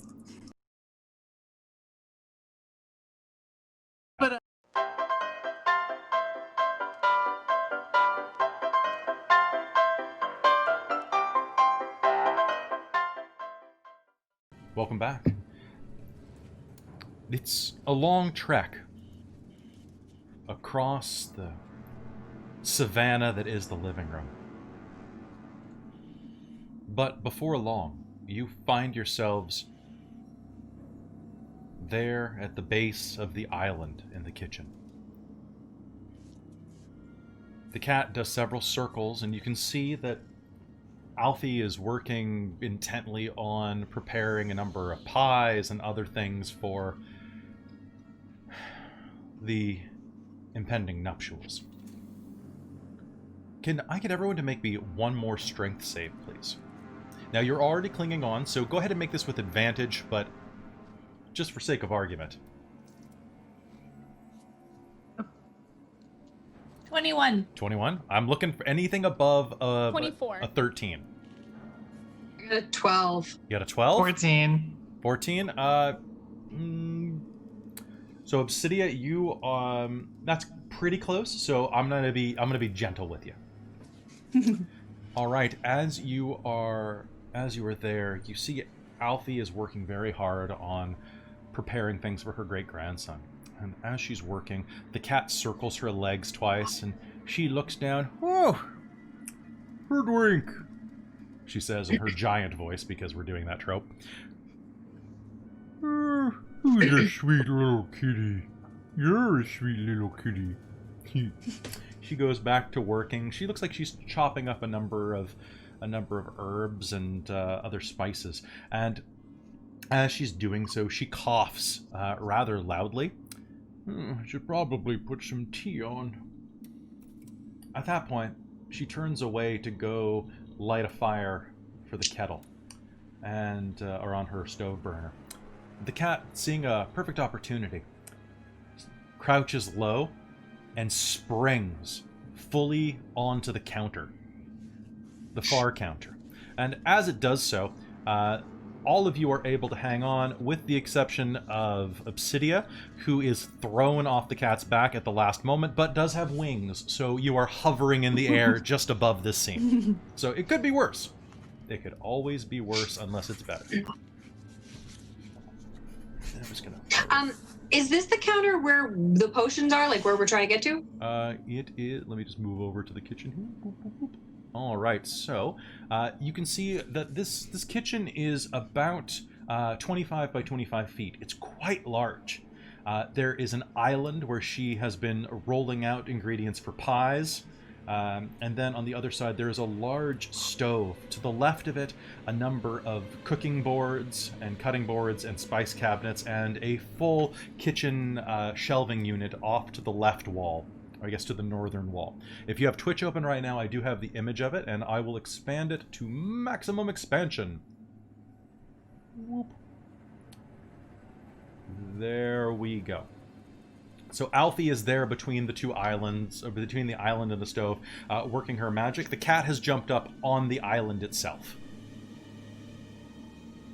And Okay. Is that where we wanted to go, though? It is very near where you wanted to go, yes. You are on one side of the island, so if you're looking at that, you are on the side with the rolling pin. Okay. and the stool. And the little vial of the seeds is over on that. See that naked corner at the top left? Yeah. It's right on the edge. Okay. But we So, are on the surface we want to be You are on the surface. You're about probably a half hour's journey from where you need to be. Okay, I'm going to drop off the cat. All right. Because I think he's probably going to get shooed off in a moment. Absolutely. Yeah. All right. Who else is jumping off the cat? I will. I'm already also off. jump off Oh yeah, team cat jump. All right. So all of you jump off the cat, only realizing at the last moment that when you are jumping, you're jumping off a cat. You don't think anything of it. But as you do so, you leap and realize that you are falling 150 feet. Right. Okay. You tumble to the ground, hitting a velocity that I'm pretty sure most of you have never felt in your entire life. You hit the surface of the island and bounce. It knocks the wind out of you. You are completely unharmed from the fall because of the reverse cube rule. The what? Basically, there's a We're rule. so little. There's a rule with insects. This is a scientific fact. If you drop an ant from orbit and it survives re-entry, basically you can drop an ant from any height and it will survive. It actually goes up to about the size of a mouse, but not the size of a rat. You can drop a mouse from any height and it will usually be unharmed. Out of curiosity, if we had our Easy. full size dropped 100 and something feet, how much damage would we take? I believe it's a d6 for every 10 feet. Ouch. Yeah, it's usually lethal, and it maxes out at, I think, 10d6, probably. Usually there's a terminal velocity measurement they have in there, but I'm using ant physics because I want to lift your spirits. All right. lift. I think even if it maxed at 10d6 and you've rolled max, I would still survive because I've got slow fall. At a certain point, I can As a just monk. designate that it kills you, but that's not fun. Because if it does 60 damage, I could take 20 off of that, so I would do 40, and I'd still have 4 hit points left. All right, put your orc back in your pants and let's go. Also, I have Stop Not telling the orc birds. tales on dork tales. Let's go. Let's track this A counter. woo. Aroo. Zug zug. All right. Landing on the counter, you will hear a tremendous voice. Whoa! Shoo! Shoo! The cat turns and leaps off the counter with a disgruntled meow. Good timing. And you are suddenly on the kitchen surface. The way ahead of you is fraught with peril. forward! I think we've come this far. Nothing can stop us anymore. Not even 2 ants. We could fight 2 holy ants. All right. 2. Only 2 though. Yeah, 3 ants is a bit much. If you're rushing That's straight just ahead, fucking crazy talk. if you're rushing straight ahead, suddenly there are a number of tree-sized stalks that are dropped kind of in your way.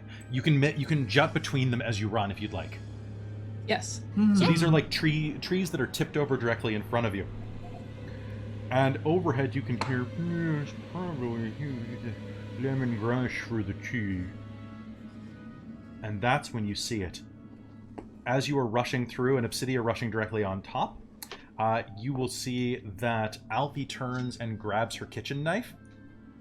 What you're running through is not trees, but they are stalks of lemongrass that have been plucked and placed on the cutting board, and she begins rolling her knife across it using that perfect seesaw cutting method. I need everyone to make me a dexterity save. Ooh. Remember, you have inspiration if you'd like to use it.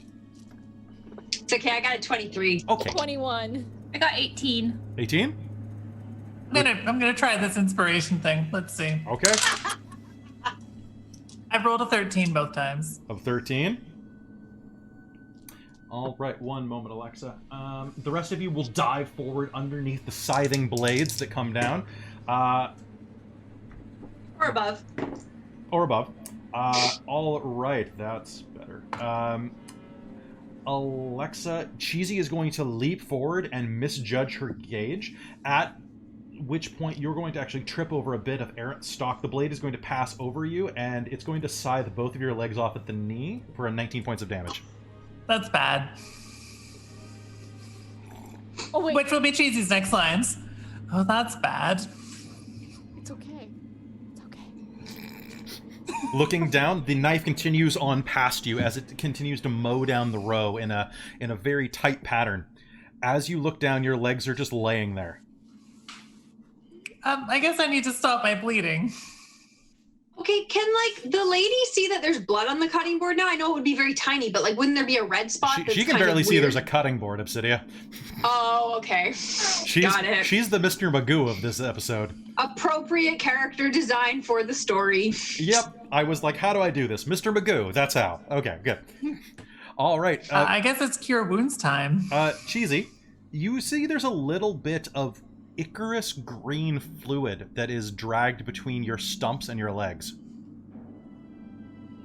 There's no part about this that's not terrifying. Heal 4 points of damage.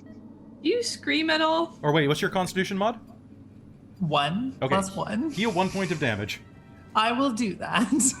All right. You are going to see... I mean, Cheesy's gonna try not to scream. I don't know if I should roll for it or not, but... you can try. Yeah, give me a constitution save. 6. I think she's screaming. Okay, you're going to scream.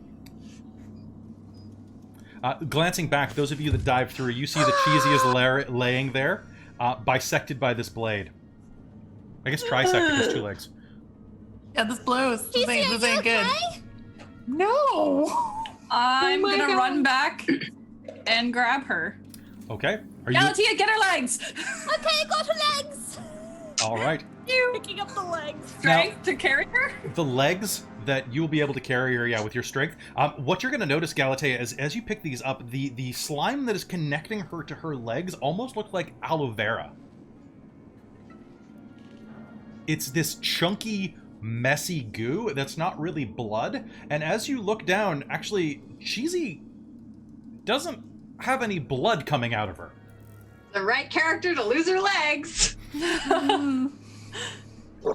Can I get you and Corlyn to both make me nature rolls? Cheesy, you're a little Nature distracted. Nature rolls. I'm busy screaming in terror. What'd you get? Nat 20. She's bleeding like a troll. You remember that potion from last night and the little stab wound on her hand that didn't even... Hold the legs to the stumps. Run! All right, as you hold the legs to the stump, Cheesy, you're going to feel the strangest pinprick sensation in your toes. Oh. What's even more disturbing about this, though, Cheesy, is that a moment before the stumps were shoved back next to your knees, you could feel your toes even through the goo. You know, I will just simply never mention this to anyone. It's true. And silently have Galatea, nightmares make sure for you've rest got the of my right life. leg to the right stump. No, no. Galatea, make me an int roll. No, fuck. Hey, in real life, people have to write with Sharpie on your leg when you're getting an amputation, not this leg. That this is something that actual surgeons do. This was a medicine roll. This is a medicine roll. It's a 7. I'm gonna say you're like, I know that. You check the feet and you got it right. You got it right, but you check the feet to be sure. Lucky man. If you got a botch, you would have had them backwards. Do her feet look different in the boots she's wearing? We'll say that you think you got it right. It's a 50% shot, Yeah, right? you got a 50% shot. I'll say 52 probably. All right, so rushing forward, you will see that you are. Her legs have been suctioned back on as you were carrying her over. What I need is for... All right, as you are running, you are almost clear of the cutting board. It's just another 100 yards. Suddenly, there is a tremendous sound. And I need all of you to make me a con save. DC 13. 17. 17. 14. 19. 19? 19 as That well. was so close. All right. All of you will... She's moved the kettle onto the stove, where it was almost boiling before. But now the kettle shrieks so high-pitched and shrill that you have to take a moment, and for those of you carrying Cheesy, put your ears into your shoulders to prevent yourselves from being deafened by the sound. But you succeed. So good job. As that happens, Alfie lurches over. You're continuing to run? Yes. All right. Continue. I mean, I'm not, but Okay, you know that's how fair. it is. Your legs are kind of like twitching a little. So as you are running, you're almost there. You're almost to the edge. You're almost making it. Alfie reaches back and grabs the kettle, pulling it and setting it down over on the counter on a tea cozy, or on a pot holder. Yeah. You know what I'm talking about. Yeah. You know what I'm talking about. I don't do tea. And as she does so, let's do a dex save for her. Okay. She spills no boiling water on top of you as she moves, which is good. That was an option. And as you were running toward the edge, you were getting so close. I need you all to do me a big favor, and that is, I need... Oh, you know what? No, there's no way you can do that. Her hand's the size of a wall. This will clear up the cough just fine, she says.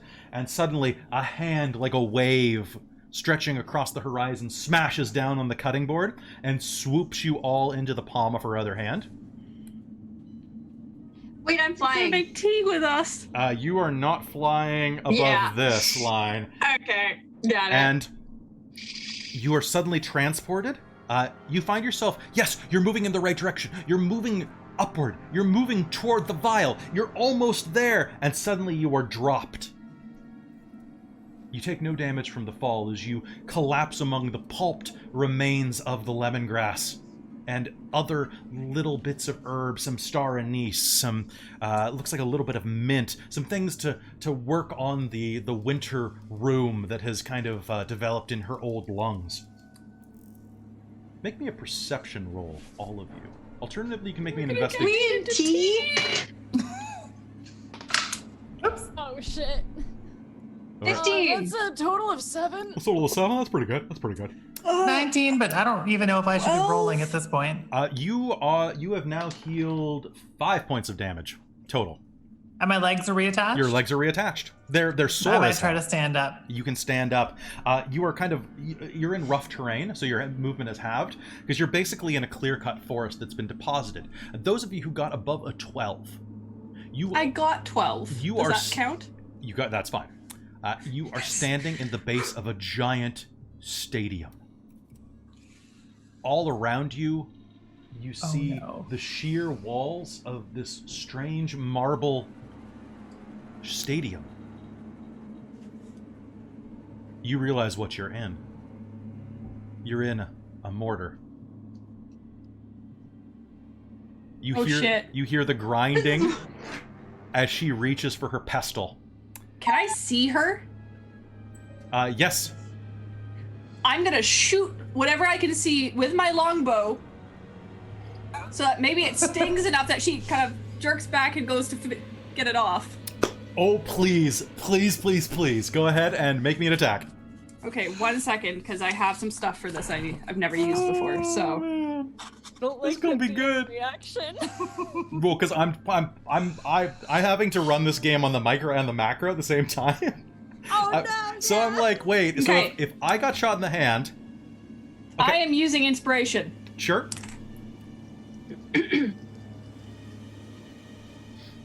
Okay. Where's my sheet? Yeah, I'm gonna reroll that. So that's 17 to hit. All right. So 17. You can roll me damage, Okay. and basically just divide by 10, like round down to the nearest place beneath 10. So if it's if you don't even know I'm gonna if make you do 10. more than 10 damage, it will be 2 points of damage. You're not trying to really wound her, just like basically sting her. Okay, I did 14 damage. 14 damage. All right, so you're going to deal 2 points of damage to her finger as you fire an arrow that catches her right at the base of the nail bed. Oh. She's going to shriek, woo, and is going to drop the pestle. It is going to fall down, coming, tumbling through the air like a Corinthian column dropped by the gods. It is going to strike the edge of the mortar. Oh no. With enough force that it is going to, let me just determine which direction it's going to launch you all. Again, I wouldn't be sitting on the bottom of this thing. I would be trying to fly my way out of it already. Sure. All right. So you are flying upward. So you are basically at the top of the mortar, the bowl when this hits. It's going to clip the edge, creating a shower of marble sparks, of marble fragments, I should say, as it tips. And you guys got really lucky because it is going to tip over, tossing you all northward. You are going... Very excellent. Very You are going to indeed. hit the ground. So if you're looking at the kitchen design right here, you are going to... I'm going to actually expand this a little more. All right, so there we go. That's a much tighter look at the kitchen from where you are. So you are going to be launched a good, half a football field. Landing in a bowl of chopped nuts. None of you are allergic to nuts, right? Not that I know of. So. You are going to land in a bowl of chopped pecans. I mean, assume we're not allergic to peanuts because we spend all our time in a bar. Yeah, that's true. And it's definitely those, like, shell on the floor bars. As you will see that above you, Alfie is sucking on her finger. Don't know what that was. And in the distance, you will hear echoing through the room. Ooh. And the giantess will vanish, moving toward the front door. What are you all doing? Let's get out of this bowl of nuts. I'm gonna try to scramble out. I think I'm gonna actually grab Galatea really quick and say, did that thing with my legs really happen, or did I imagine that? It sure did! I have many questions for later. Let's go. Are they on right? I was about to ask which foot's on which foot. That's a good question. Do they feel like they're on right? Roll percent. Flip a coin. Roll percentiles real quick. Yeah, I got rolled 53. They're on right.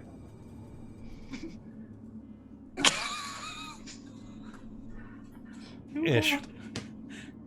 You're gonna pull to the left for a few days, but yeah. All right, that's good. I'll get used to it. It'll be fine. Which is what I'll say. You know what? I'll get used to it. It'll be fine. Let's go. All right. While this is happening, you can see it in the distance. The tremendous vial. It's directly in front of you, standing like a monolith in the distance. It's maybe a half mile from where you are. Maybe a little bit further than that. Nothing a good 3 or 4 minute sprint wouldn't help you reach. All right, Obsidia flying overhead with you. You will are you just making a beeline for that vial of seeds? I think so, yeah. All right, as you do, you can overhear some conversation. Wait. I'm paying attention to the surrounding area at this point, like double checking if there's like another cutting board or a knife or like anything I think the lady would want to grab or be interested in. Tremendous vial. Oh, it's a tremendous vial. Vial. All right, so you're running toward the vial of the cure-all seeds that is in the distance. You are looking around for other evil things that might go after you. Let me just... You know what? That is fair, because she didn't check her flour. Which means that... Oh, shit. Oh, no. I rolled a 10. What is that? How does that... No, that doesn't actually make any sense. I'm going to re-roll that. So you are rushing through a desert of flour that has been spewed across the island. As you are running, Okay, you guys didn't go there. Okay, if I can see that there's flour all over the ground, I'm gonna say let's run. Like even if it takes longer, let's run along the back wall of the counter. Like let's not run straight through the field of open counter. Let's run along the wall. Good idea. Okay. All right. In that case, you're going to buy. You're going to move away from the silverfish encounter that I had. These damn things. All right. Taking the long way around, you can hear in the distance that someone has arrived at the door. She greets them, and they all converse. For the sake of argument, they're doing the deep, giant voice. But what is that? There we go. I had a little bit of text cropping up on top of your shoulder, Natasha, and I don't know why. At the door, so you see her coo and say, it's so nice of you to come here for the ceremony. Please come inside. It's good to have you in here, Ryder. Oh, and who are your friends? And this wedding that's happening later in the day appears to be quite a celebration. Although, in the distance, you can see these tremendous giants, these behemoths that walk in the front door. One of them is a human male in his late 20s, of average attractiveness, dressed in flowing robes of a magus. Behind him, you will see a number of heavily armed thugs. Oh dear. Can I get a history check off of anybody who's looking in that direction as you're running? Yeah, I'll be checking it out, probably. Yeah, you can do it. I believe in you. 17. 17. 17? All right, so Six. those... 17 and Cheesy?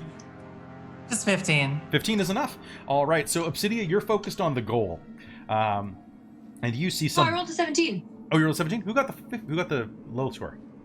Oh, okay. You actually roll me... You know what? You're fine. You're fine. You don't pay attention to human nobility anyway. They're punks. No. You will recognize... The rest of you will recognize the face of Ryder Malafront. Malafront is from the noble family of the Malafronts. They're basically third-string nobles. They're below Galatea's notice. He's a wizard in the capital, and from as far as you understand, he's a right prick.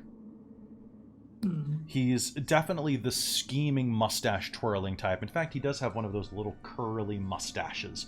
And as he enters, 5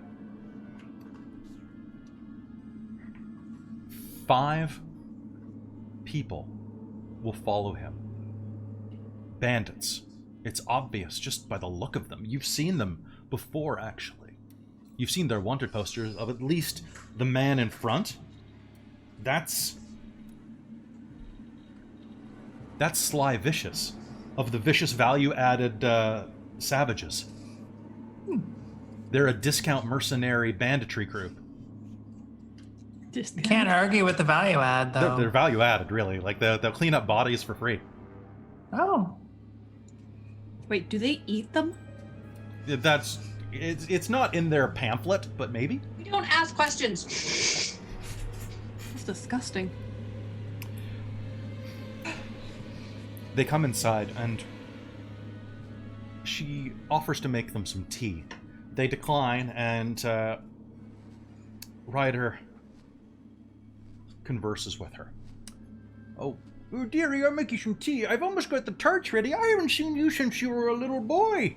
Oh, it'd be so good to see you spending time with Darby again. I'm sure he misses you very much. Yes, Miss Alfie, I do miss dear Darby. Pity that he's marrying that Chowles girl. No, my grandson doesn't have jowls, my son, my boy, but I see tea and tarts.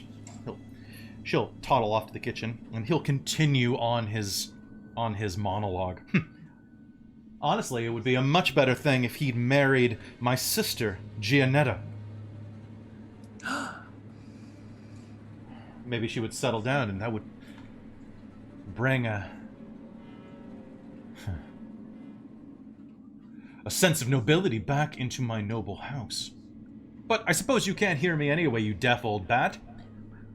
Oh, guess you can pet the cat. If you're not here to perform the ceremony, then this should be easy. Men, lock her in the back room. And when Ryder comes... Oh, wait, I'm Ryder. Shit. And when the Scarletta Chowls come, leave none of them alive. It will be an unfortunate raiding accident. Thankfully, we've delayed the Gainsworths. They'll never know what hit them, and then we will come at the last moment with my dear sister in tow, and we'll force the ceremony to happen, thus legitimizing my family again. The bandits are kind of looking at him like... I mean, at least he's having getting fun with paid. it, right? Like, it's a good time. And they will go up to Alfie and will attempt to carry her, or to usher her off. One of them is going to swoop in to grab her arm. She's going to reach for the teapot, turn it, and accidentally clock him across the face with it. Oh dear, I'm so sorry about that. As she does so, however, a bunch of the water spills out onto the table. I need all of you to make me a dexterity save to avoid boiling water. Worse. I'm gonna lose my legs again, aren't I? 20. 9. 9. All right. Tiring this dice. Oh, your dice are just killing you, but so's the water. 8. Literally. All right, Galatea, there is a deluge of water that is going to hit you. It's going to hit you all. In fact, the tea kettle is going to actually tumble over onto the mortar area, dumping its entire stream of water. All of you are going to be swept up with it, but it's actually going, some of the steam is going to carry along and strike Galatea. For 10, the rest of you are going to take 3 points of damage. Tasha, did you succeed your roll? I did, yes. Okay, good, because otherwise I would probably have to burn off your wings. Nope, I'm flying. I'm using them. All right, that sounds good. The water is going to propel you forward, and unfortunately, as you look in the distance, the water is going to flood the counter, and the tiny vial is going to be swept away, and it tips over the edge onto the floor. In the distance, you hear the sound of a cacophonous explosion as the vial hits the floor. Potentially better for you in the long run. I mean, I'm busy Yeah, if screaming it's and pain open. again, but that's a problem for future us. All right. As your clothes are suddenly wrinkle-free, as you were running around the way, the other guard... Okay. The other bandit goes to grab her other arm, and as she turns around, she's like, "Oh, let me get you something for that burn." And she puts her hand down on the cutting board. However, as she does so, she's going to catch the edge of her knife, which is going to send it flying head over heels back into him. It's going to catch him in the left eye, and he is going to scream and stumble around the kitchen. This lady got some luck. I love her. I adore her. Luck. For God's sake, you two! Get her at the same time! You want it with a twist of lime? I can do that. And she is going to reach toward her cupboard as another one goes to grab her and is going to slip on some of the water that rolled onto the floor and fall onto his back.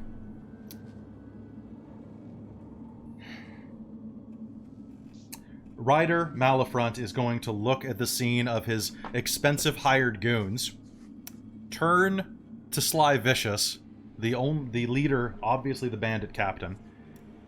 Really? This is what I paid you for?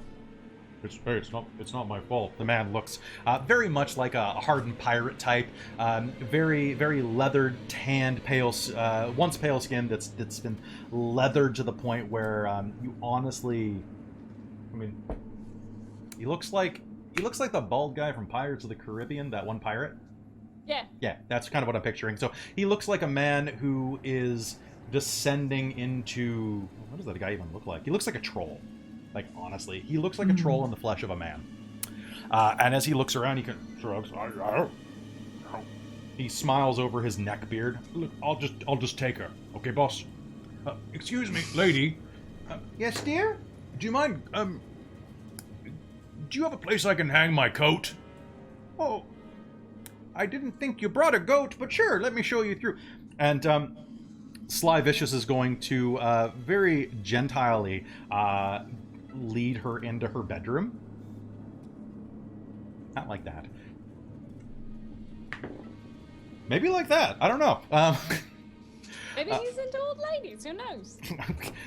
He just botches his grab roll and ends up marrying her by mistake. Yeah, this is how Alfie has so many There's grandchildren. gonna be a wedding, all right. There's gonna be a wedding if Alfie. All right. He takes her to the back room and locks the door. And as you are recovering from the deluge of hot water, he comes back. All right, she's locked up. What now, boss? Now we prepare the ambush.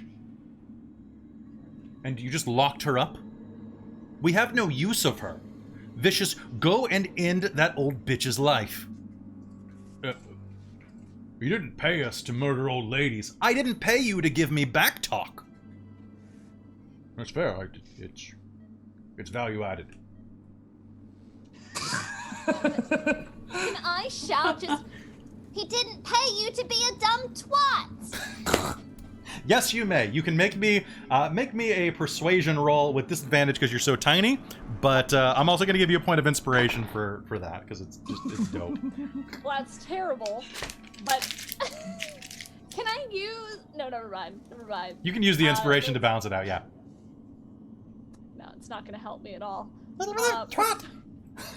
Going to be total of 7. I rolled a really Total of 7. All right, so you guys are actually swept right to the edge of the counter.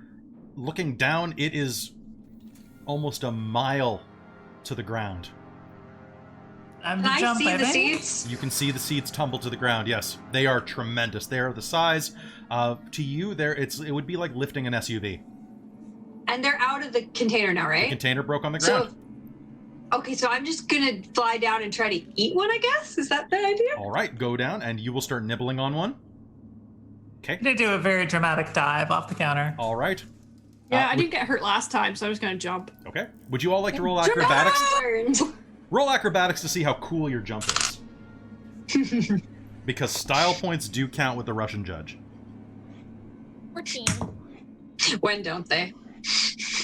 With the American judge, usually. Only 8. Only 8? Tasteless. 14. Nat 20. God damn it. Hell yeah, bitch! And I add 6 to that. Do a flip! I do a gorgeous series of flips down. All Can I right. land on my feet? Because you want monk. I stick the landing. All right, you will stick the landing, coming down on the ground, and as you do, you're gonna hit the ground nice and soft. Wait, are you gonna superhero land this? Yes. Iron Orc. All right, Cheesy Brie, you are going to tumble and land just on your back, flat, like, oh. But you're 100% fine. Nice. Galatea, you are going to land as well in a nice crouch, weapon at the ready, and you see that Obsidia is already in front of you, like going, hey, like munching on a seed. So you can start carving bits off of it and eating it. In the distance, Yes. you can hear the sound of the guard captain, or pardon me, I keep saying guard. I don't know why. I'm expecting you to kill guards. The bandit leader. This is what we usually do. No, why would you think that? Heading for the back room, at which point you all can eat the seeds, and I would like you all to... Let me just roll some. Okay, so... Okay, Chesea, yes, yes, yes, and... Oh, just barely Galatea.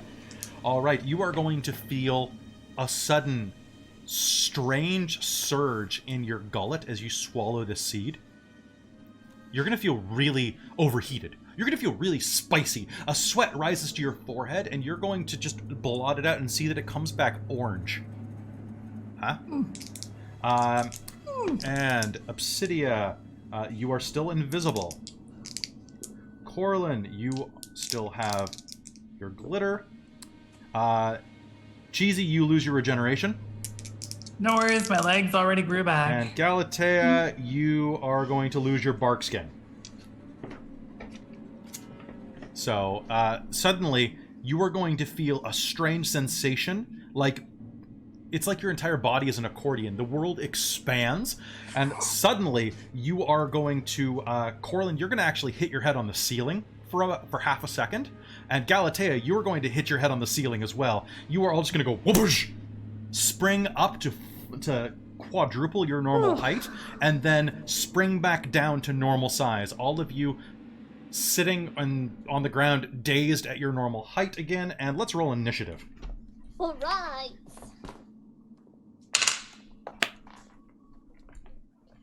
Ooh. 16. All right. 22. 15. I rolled a 1. Oh, you rolled a 1? I rolled a 20. You hit your head pretty hard. Lie. And then we'll say that. All right, so counting down, anyone have above 20? I did. What'd you 22. have? 22? Okay. Captain. Okay, so I'm actually going to go in front of you. Nice. Okay, who had the next highest initiative? Because I was processing stuff So 18 and up? 18? 18? 18. All right. What did you get, Cheesy and Galatea? 16. Sorry, one more time? 16. 16? Yeah, literally a 1. Oh, okay. Galatea. And then we have Bandit. 1, 2, 3, 4. And then we have Ryder. And then we have Cheesy. Okay, so let me just readjust this map for you if you guys are using it. We're going to play fast and loose with the map because Theater of the Mind is a little better, but this way you can see what is in the surrounding area.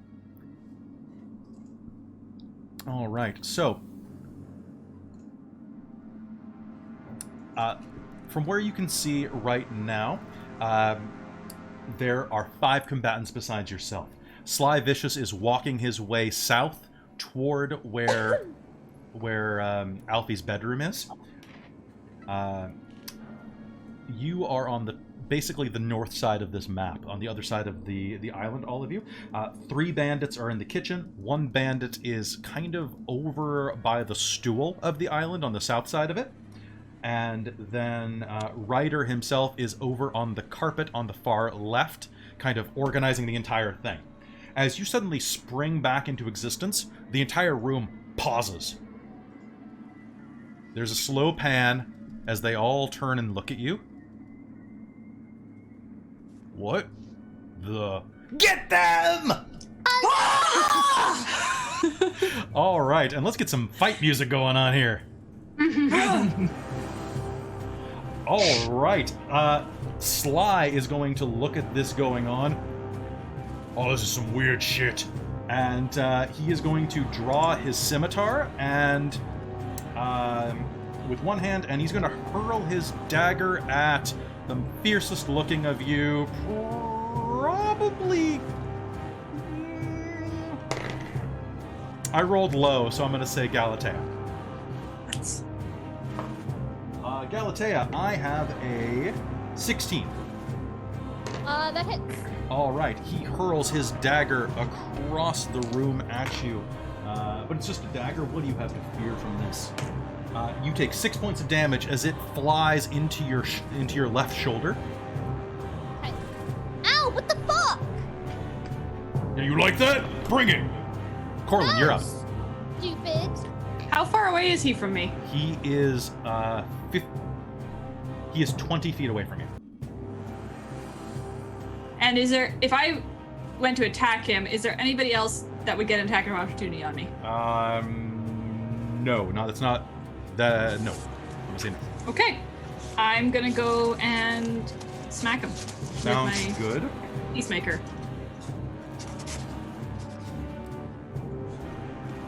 And I will attempt an armed hit as well. Okay. That is an 18 on the axe and 16 on the unarmed hit. Okay. That is 16 and what was it? 18. 2 hits. Rushing forward, you are going to bring your axe down and colliding with him. So that goes.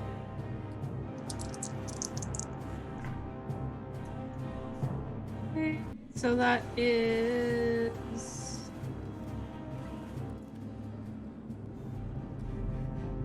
10 points on the axe and 3 points on the fist. Okay, 10 points and 3 points, 13 points total. Okay. So.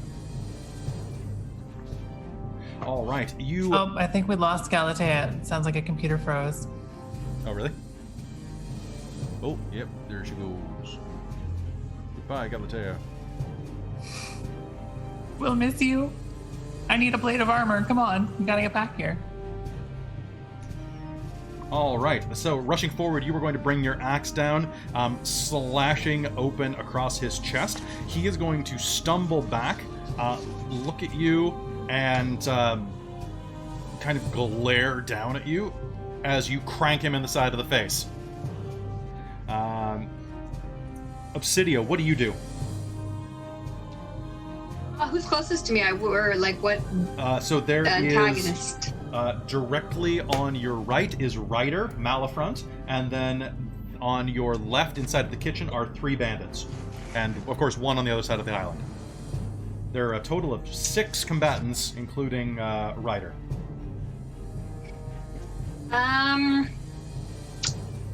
If Ryder's right next to me, then Might as well. yeah, I'm. Alright, go ahead and make me an attack roll. You do not have sneak attack on this. Oh, nat 20. Okay. Also, I'm a ghost. I'm a scary ghost. Oh! You said my invisibility was still thingamajigged. Yeah, I did. I'll let you sneak attack this. So you can apply your sneak attack, and don't forget that all dice bonuses double, or all rolls double. So how do I apply sneak attack? So you, at your level, you are doing, I think you're still doing 2d6. So you are rolling your... So, sneak attack, you roll 2d6, but because this is a crit, you're going to roll 4d6 plus your regular attack, which Cool. it's dice bonus, or pardon me, it's dice also double. So you're using a, what are you using, a short sword? Yeah. So you're rolling 6d6. And adding Okay. your, yeah, because it's a crit, because crits are great.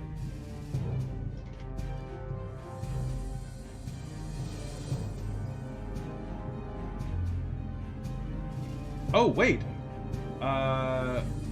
He has not acted this round, Tasha. Okay. Which means that no matter what you did was automatically a critical, because you're an assassin.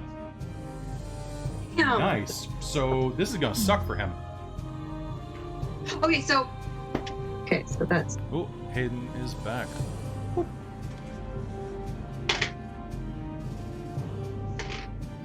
Okay, and one moment while I... Okay, so the total Hey, welcome damage back. is 66 6d6 plus your dexterity modifier. plus my dex mod. You are back, Hayden. Okay. In the wrong spot, though. Oh, yep, you guys swapped again. I don't want to play Galatea. That's not true. You guys would be fun. I like playing with Galatea. I don't want to play her, though. I like my axe. Oh, I 22 don't damage. think, I don't think we can hear you, Hayden. Hello. Hello! Hey! All right, so there we go. All right, so Tasha, have you done the big math? 22 damage. 22 damage is great. All right, so rushing up from the side, you are going to use your assassin ability and catch him off guard, jamming your blade into his side. He is going to grunt and look at you with an absolute look of rage. So you said 22? Oh, look at my clothes. Yep. Okay. Obsidia, you have just acted. Galatea, what do you do? So who's active this round? So basically, you have 6 opponents. Corlyn has ran straight past everybody and cranked the bandit leader, Sly, in the face. That threw a knife into your shoulder. Yes. Yep. I was like, screw you. Obsidia has veered off to the right and attacked Ryder. And then there are 3 bandits in the kitchen and 1 bandit by the island. I'm going to take my warhammer and smack one of the bandits who's like closest to me, the one who's like by the island. Absolutely. Just clock him in the face with the pointy end. With the, of oh my no, not the hammer. pointy end. All right, go Ooh. ahead and make an attack.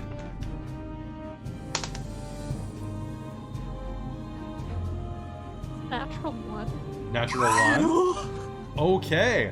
Oh shit. Okay, so roll me damage. What? Roll me damage. On myself? No, it's not what I said. Roll me damage. What the fuck? Okay. Oh no. A total of 12 damage. 12 damage. You are going to come down, bringing your hammer to bear, and you try to get with the pointy end, but instead what you're going to do is hit the island and rip it out of its moorings, tipping the entire thing over, causing an explosion of flour to dust you and the bandit. As you were just covered in white powder, you're looking at each other like, what? All right. There's silverfish everywhere! Silverfish everywhere. There's one in your hair. The bandit is going to... Actually, one sec. The bandit is going to be covered with flour. He's going to look up and you'll see a spider come down between his eyes from his hairline. He's going to cross his eyes, look at it, and shriek like... and start swatting at it. He's going to swat the spider and it's going to land on you. And then he's going to try to stab the spider. That's And on he gets you. a nat 20! The spider's on you, by the way. Shit. He pulls out his dagger and stabs the spider, which is on your shirt. You are going to take 9 points of damage. Are you raging? Not yet! Okay. Oh, not yet. So you're gonna take 9 points of damage as he stabs you in the chest. What the fuck, man? I hate spiders! All right. Another one of them is going to come around the way and launch himself at Obsidia with his short sword drawn, taking 2 swipes at her. Obsidia, does a 13 hit you? Hold on, the dog's messing with my iPad. I have an armor class of 14. All right, so his blade whizzes over your head and by your wings, just barely missing you. Another one draws his crossbow from the kitchen and fires once at Galatea's back, and his companion fires once at Cheesy Brie. Cheesy Brie, does a 12 hit you? I don't believe so, no. All right, 2 crossbow bolts, 1 fires at Galatea, but I know a 7 is a miss. 2 crossbow bolts fire out of the kitchen, plunging one into Alfie's easy chair right where her head would normally be, and another one fires out the window, shattering the glass. And all right. Oh, we got glass up in this cabin. Oh yeah. Oh, so fancy. Okay. Damn, you guys all moved. I haven't done anything yet. I haven't had a turn yet. I know, you're right after Ryder. Ryder rolled a... You very moved too if stabbable. someone was trying to stab you. I am, like, especially stabbable if anyone needs. More Okay, so stabbable now I'm than you not were an used to hour being ago. attacked. That's true. Okay, so Ryder is... Okay, Ryder is going to run away from you, Obsidia. Ooh! Which you can give me an attack of opportunity because he's turning his back and running to try to get as far away from you as possible. So I love go- this gimmick, D20? tiny, frightening clothing. yeah, roll me an attack. Angry clothing. I rolled a 14. Do I add anything to that? You do not, but that's enough to hit. So roll me damage. What do I roll this time? You just roll 1d6 plus Regular your dex. damage? Yeah, regular damage. Okay. 7. 7 points of damage. All right, as he's running away, you puncture one of his kidneys with a nice blow to his lower back. He shrieks, runs across the room, reaches into his pocket, and pulls out a small ball of bat guano and sulfur. Never, ever attack a malafront!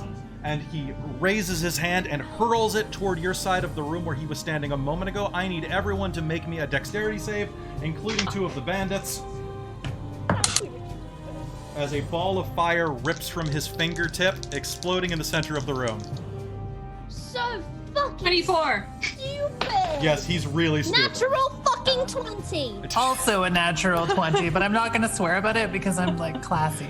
Because you're a I'm not. lady. Okay, so the living room. 18. How much you get?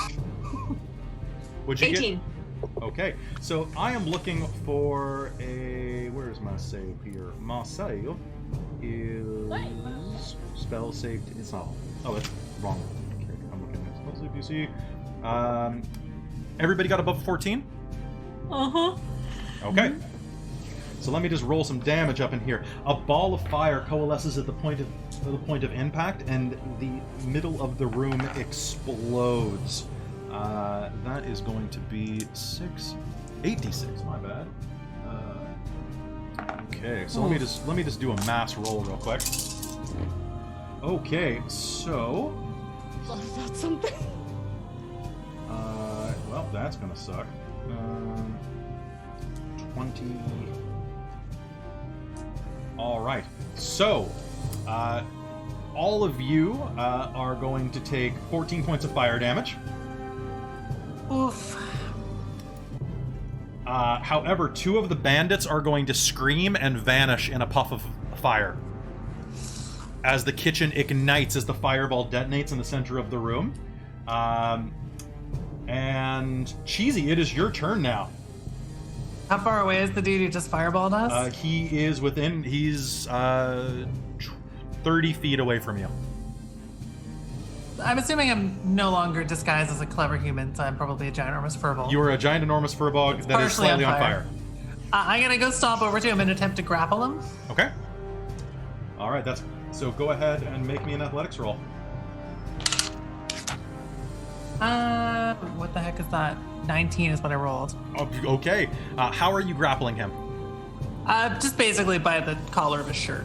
Okay, you grab him by the collar of his shirt. Are you doing I would like to say, I just grew my legs back. Do you think yours can? Make me an intimidation roll. I rolled a 1. You squeak a little. You're just so upset. And the front of I your... just grew my legs back. Do you think you can? He looks at you. The front of your hair's on fire. It's normal. It's normal. Like It's a tiny, fine. like a candle wick, the front of your hair is actually on fire and slowly whittling down. All right, Sly, the bandit captain, is going to look at his employer. What the fuck was that? That was Bob and Jim!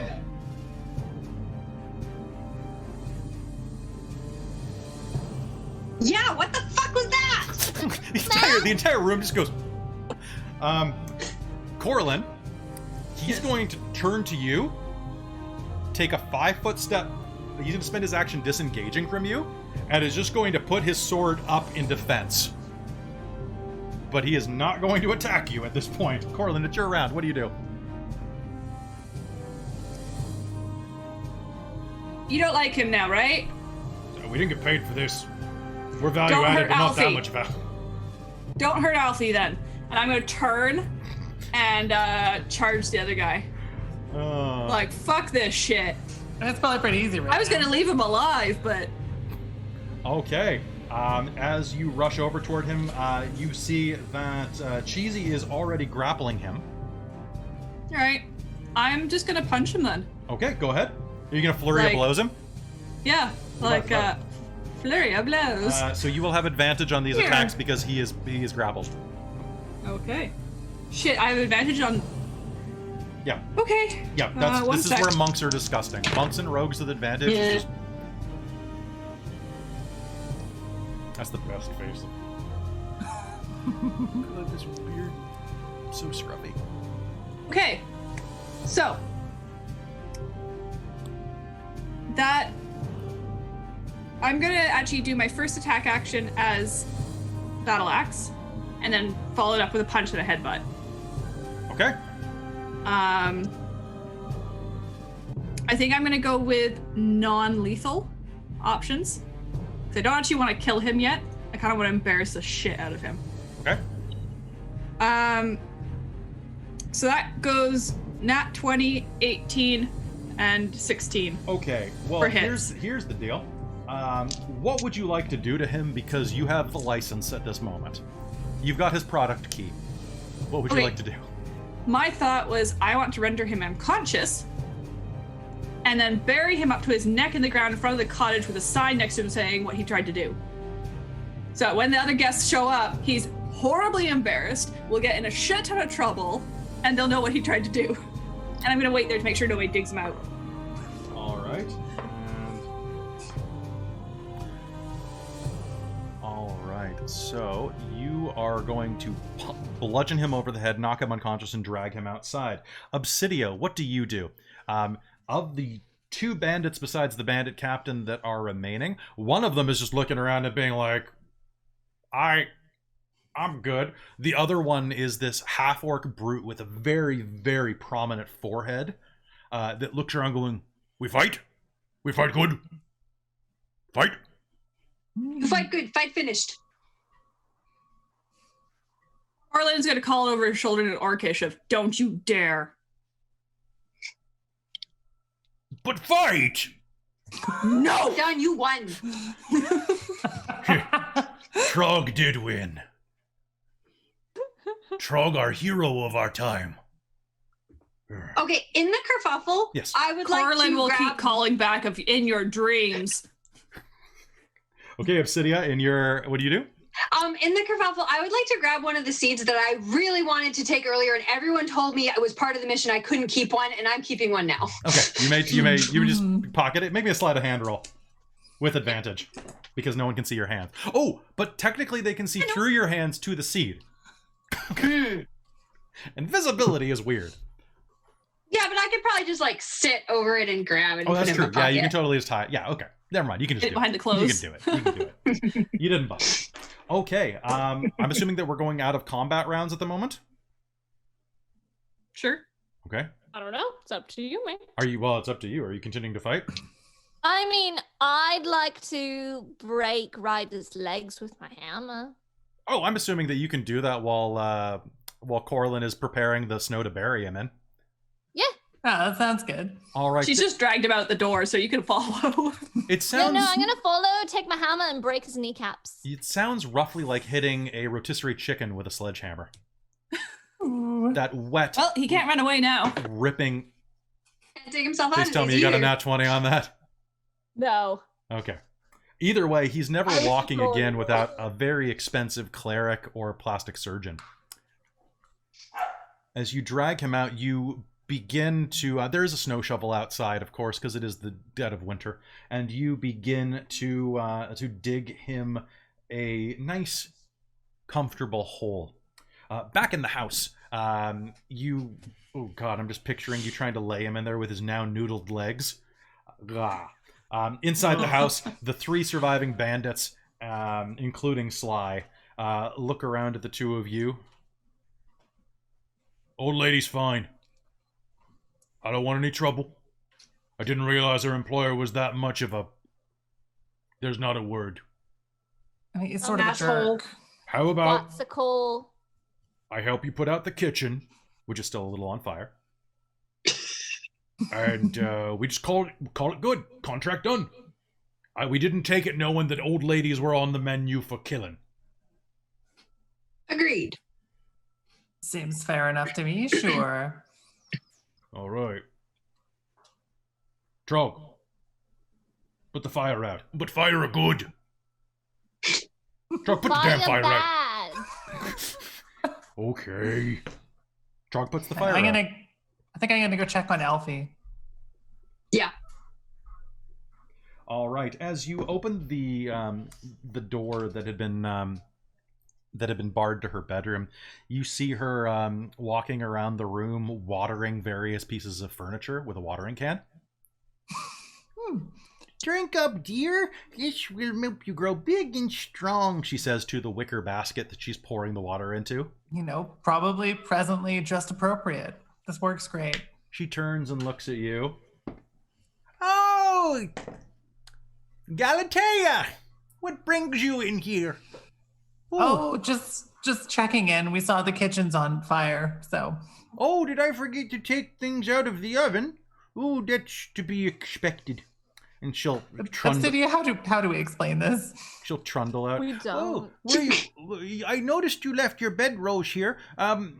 Not to be rude, but I think you should probably leave before the wedding. You weren't invited. Although if you want, I could talk to my great-grandson and see if you would be welcome. Doesn't really matter to me. Oh, can you help me get the turnovers out of the oven? Yes, of course. They need to be flipped. I'm sure they have already been flipped. How bad is it? Actually, you know what? They're a little singed, but they're fine. The oven is built of sturdier stuff than this. You and the bandits go about rearranging the house, and outside you are in the middle of burying Ryder Malefront in the ground when a number of horses come up the mountain trail. A carriage follows them that is not lit with or not decorated with noble colors, but is quite opulent. The posts of the carriage are actually topped with giant fist-sized pearls. There is some gold inlay within the very expensive elvish woodwork that it is made out of, and the horses each would fetch probably a price of 1,000 gold pieces. These are very, very luxurious thoroughbreds. Obsidia, can we steal a horse? No. One of the riders at the front, who's dressed in shining chainmail, topped with fur to prevent it from freezing to his undercoat, looks up at you. Oh there!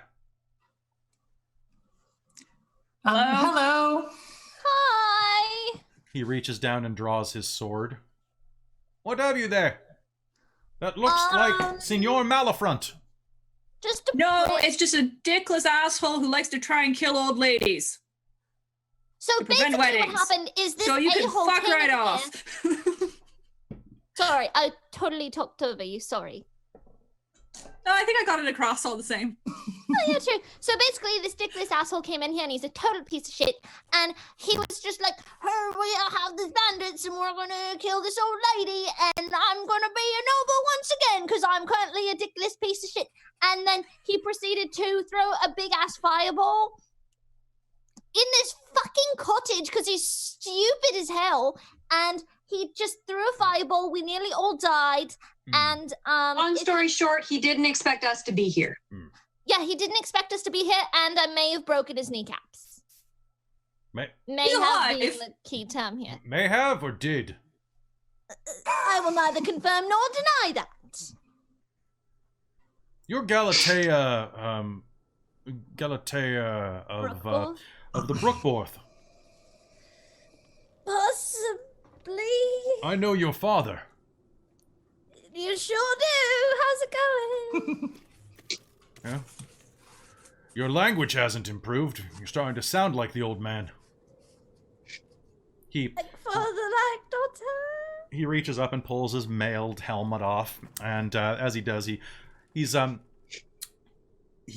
deeply black man underneath there, which is the last thing you're probably expecting in the middle of this white expanse. But he has this tremendously gorgeous handlebar mustache and a perfectly shaved head. Basically, he kind of looks like Terry Crews with a handlebar mustache. Hot. I see. I served with your father. Well, I served under your father in one of the skirmishes. You, did you have to break his legs? Well, we didn't want him Better kill crawling him. away, did we? I didn't want to give him a chance to get out. Like, look at him. He's I mean, you Was might try trying to kill us at the time, to be Might try and fair. throw another frickin' fireball. yeah. It pulled out some bat guano and we're just like, poof, here's some fucking fire. Ooh, before we bury him, I would like to search his pockets for any more like Oh, we've already explosives or buried weapons. him. And Oh, too late. He's in the ground. Oh, I'm assuming that you probably stripped his things off of him beforehand, though? Yeah. Because that sounds obviously... No, Bury him give him- naked in the snow. Or at Okay. least in his underwear. yeah. I hope Naked his seems toes more fall embarrassing for when he gets dug out. It is very cold outside. I'll just put it that way. I hope he loses his toes. He probably will, because all of the blood is pooling in his kneecaps right now. That's fine. So Let's maybe slow down the bleeding. as you strip him bare, you will find that he has a pearl-handled dagger, as well as a spell component pouch and a spell book that has a number of spells for any wizard in your party, or that you could probably sell. In addition, he has a potion of cure light wounds and a scroll of fireball, actually, that he didn't use, but it's his backup option. I would like that dagger if no one stops me from taking it. Sure. It is a 1d1 dagger, or probably 1d4 dagger. 1d1. That's great. A 1d4 dagger, but it is quite expensive. You could probably sell it for a decent amount of money later. Okay. I'm gonna take the scroll Sounds good. and the spell book. All Just right. Okay. So spellbook. So it has the following spells in it, in case you're curious. I'm just going to start counting at the expensive spells. It has, from level 2 and up, Misty Step. So, I'm just going to type it in the chat. That's probably faster. Can I use that potion of cure light wounds right now? Yes, you may. But I'm so. What does that do? You are going to heal 8 points of damage. Yay! You drink it down, and it is a lovely, chilling sensation that ushers through all of your limbs. Okay, so Galatea, I've just typed everything in the Twitch chat. And then it also has at level 1.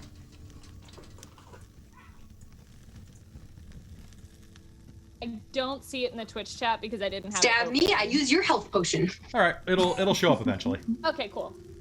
Damn. I'll give it to you later if need be. Basically, if you check the monster, do you have the monster manual? I have it open on my other computer. It's if you use the mage template, it's all the spells that the mage has in the index. Dope. Yeah, because he's just Can't he's a use it, basic but bitch mage. All right. So as you bury him in the ground, the guard captain or the escort is going to step off of his horse and walk over to you, clanging as he goes. You need any help with the cleanup? If you have a health potion or anything, that'd be really helpful. Oh, I can just get you here. Boop. Also, he kind of destroyed her kitchen. She's gonna need Yeah, some he help getting that completely tidied up so she destroyed can the keep place, cooking. and it honestly, if that flour had been any finer, it could have exploded even more. Just saying. Fire flowers are the worst. I remember this Yeah, one no, story with a plumber. I'll tell you some other time. By the way, it's been a while since I've been in your kingdom, so I don't think we've actually been formally introduced. I'm Sir Carrie Trews. Nice to meet you. Hi. Good to meet you, Carrie. Have I heard of him from my father? Carrie Trews? Oh, man. Well, I mean, he's one of those knights where you look at your knight, then you look at him, and then you look at your knight, then you look at him, and that's the knight that you wish your knight could be. Right. I am cramming two Old Spice guys together here, but you get my point. Hi, Carrie. Hi, sir. Men! If this wedding's going to happen, we should probably get that kitchen up and running. Everyone get in here and bring the tools from the cart. Just a moment. I may have uprooted the island by accident. Oh, I'm sure it can be fixed. As you go inside, you see that the bandits are actually doing a pretty good job of, like, up-ending things or right-ending things back into the right location. And actually, the island is less damaged because the fireball hit the underside of it. So it actually, like, the stonework's fine. As it takes about an hour and a half of cleanup before the place is even remotely normal, Alfie is going to be trundling around, doing what she can and casting mending on everything. which is definitely expediting the I efforts. think I might do the same. Nice. Cheesy, you're going to be doing a lot better than she is. She starts mending a pair of glasses on her face that's already fine. She starts trying to mend the cat at one point. It doesn't do anything to the cat. The cat's fine. Cat's luck. The cat's used to it. Good. Yeah, the cat's like, again. I mended. Meow. And you will help clean up the mess, resetting the kitchen, and will be given a nice slice of raspberry pie for your trouble, with fresh iced cream that had been made overnight, or had been solidifying overnight in the freezer. Totally worth it. Question for the DM. Yes. I want raspberry pie. Bedrolls incinerated in that fire? What were? Were the bedrolls incinerated? No, they were on the other side of the room. Fuck. Why did you? Oh, you wanted to get rid of the bedbugs? Yes. I mean, you could go and burn Cheesy's bedroll when she's not paying attention. I mean, That's I true. could, Cheesy has no idea what attention even is. She would never pay for it. but instead Tragic. of helping, I'm gonna go roll in the snow and try to ease the pain. Okay. Because I'm at 7 Do you need points. to be healed? I can just heal you. It's just like a boop. Well, then come boop me! Fine. Good night, everybody.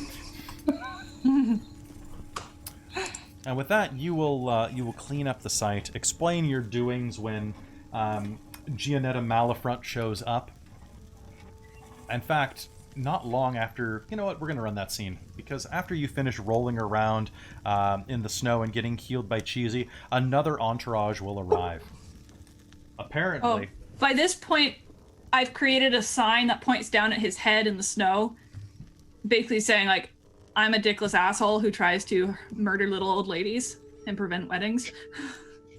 What does she do? You will see 4 tremendous men. We are talking the largest men of human lineage that you've ever seen, bodybuilders, carrying a palanquin that Lovely. has... Sorry? Lovely. And it will approach, do a circle, and a 5th man, a much smaller one that was kind of in the shadow of the palanquin, will rush out and pull out a retractable red carpet down onto the bank of the snowbank, and they will set it down on the ground. It will open, and a slightly Rubenesque, but very pretty, if a bit too much makeup, girl will slide out of it, stretch. It's a human woman with lovely cheeks and bright, plump lips painted like a blueberry. She's wearing a lot of green and blue makeup that's accenting her already sparkling emerald eyes. And besides that, she looks like a much better looking version of Ryder. Like, oh my god, that was such a rough ride. What happened to Dickless? I broke his kneecaps. Oh my god, why would you break his kneecaps? Because he threw a fucking fireball at me. Oh my god, why would you throw a fireball at them? Because he's stupid. He's not answering. Is he dead? Did you kill my No, brother? he's unconscious. Probably from the pain. Oh my god, what happened? Guards? He tried to kill a little old lady. Yeah. Your brother's kind of stupid. Oh yeah, that sounds like him. Is this about the wedding? Yeah. Yeah. He was trying to marry you off to the guy who's getting happily married. Oh my god, I don't even want to get married. I'm still in my prime. I'm only 28. Okay? Yeah, no, he was totally trying to prevent it and make you marry this dude. Yeah. Ugh. Yeah. Is it that Darby guy? Yeah. Yeah, dude. Oh my god, he's not even that good in a sack. Ugh. Of course you would know. Of course I would know. So, anyways, we saved you from that fate. Yeah. Oh my god, So thank you're you more than welcome so to take him with much. you if you really You're want to keep him. welcome. I get that he's your brother, but we'll leave that up to you. We're not going to touch him any further. I'm just gonna reach, as you say that, I'm reaching over with my hammer and just lightly just boop on the top of his head. Galatea. Ow. Oh, I'm so sorry. Ow. Oh my god. Well, at least he didn't die. Yeah, I he's mean, I not dead. could if you wanted me to. No, because then I have to run the house, and I don't really want that. I'm just... Oh, that reminds me. Thank you so much for doing this service, and for preventing me from having to get hitched to some, like... Ugh. Let me just put it Got this you, way. girl. Darby Gainsworth is like stale fucking white bread. And Oh. baby needs some rye, if you get my drift. And she will come forward with a little clutch purse and will hand you each a business card. Like, the next time you're in Fandelia City, you should totally come by my club. It's called the Velvet Arena. It is good. We do like a speed dating night, like twice a week. Ladies drink free, and it is very successful. That's on the Tuesday nights, assuming the Tuesday in Fantasy World exists on Tuesday. And then the other ladies' night is a ladies' night. Nobody drinks free that night, bitches. But if you're in there for bitches, that's the time to go. If you get my drift. Okay. Quick question. Yes, shorty? Don't ever fucking call me that, or I will break your kneecaps as well. Okay, fair enough. But also, You don't have to be so harsh with it, but okay. fuck you. Is there a fight ring? Is there sorry? Is there a fighting ring? Is there- Can I punch someone in the face? You would need to establish a safe word first. Whatever you do in the confines of the back rooms are your own business. You're so boring. Oh, I'm certain that there's a type of fighting. So stupid. No. Galatea, you don't always have to start a fight every time we go drinking. I'm not starting a fight. I'm asking if there is a set fighting ring. Is this like a sexy fight? Because I've got this Sometimes guy. you can just Oh. dance. No, I Because just like wanna... we got this dancer back that came from back west, who just showed up, and like Sorry. he is a specialist. So if you're looking for a little bit of lovin' with your fighting, you should definitely check it out. Let me hold on, and she pulls out like a mechanical quill. You're gonna want to look him up. His name is Thorn Bear Murder. He's a Goliath. And he loves, like, he fights deeply. Wait. No, that doesn't work. Anyway, he's super fucking hot. And he... Take that and just put it in my shirt. Alright. Ugh. Is there any schnapps in here? I need to get wasted. Damn, girl, come with me. I think so. Wandering back into the... Also, did you see who's here already? Oh, yeah, Troz. That guy. Wandering into the kitchen, you can see the small... Of course I know. Look, I'm here for a good time, not a long time. Also a long time. I'm such a trooper. And you stumble into the kitchen, and you can see that, honestly, a surprising amount of the kitchen has survived. Obsidia, you will see the little bottle of schnapps actually has survived. It's up on the top cabinet. Do you fly up and grab it? Yep. All right. Handing it down to Gianetta. She will go, "Oh my god, thank you so much, bitch. This is just like the best. On a hot day or on a cold day like this, it's good to feel hot." She'll pop the cork down the rest of the bottle, which is honestly about 5 shots of schnapps. And she'll, my god, that's so... And then suddenly she's vanished. And you'll hear... Hey! What the frick is going on? It was the schnapps! As the Pick up another seed from the ground and like hand it over to where the noise is coming from. All right, and I think we should probably call game there. All right, so that's gonna be it for this episode. It was the schnapps the whole time. Yeah. That's so good. So thank you so much for tuning in to It's Always Magical in Fandelia. How'd you guys enjoy your shrinking episode? That was so That was fun. fantastic. This was a glorious mess. I loved it. It was a leg of a journey. Oh. I love that you brought it together in the end there. That was perfect. Oh, I was really hoping that you guys, because like it wasn't on purpose. She's just dumb, or she's not dumb. Alfie's just old, and She just forgot that was shrinking schnapps, not regular schnapps. she put the wrong herb in it, so it's peppermint, but it's also shrinklemint. Yeah, I mean, that's an easy mistake to make. Shrinklement is now an Yeah, official thing inside of this world now. I'm writing it down in my notes. Shrinklement stops. Shrinklement stops.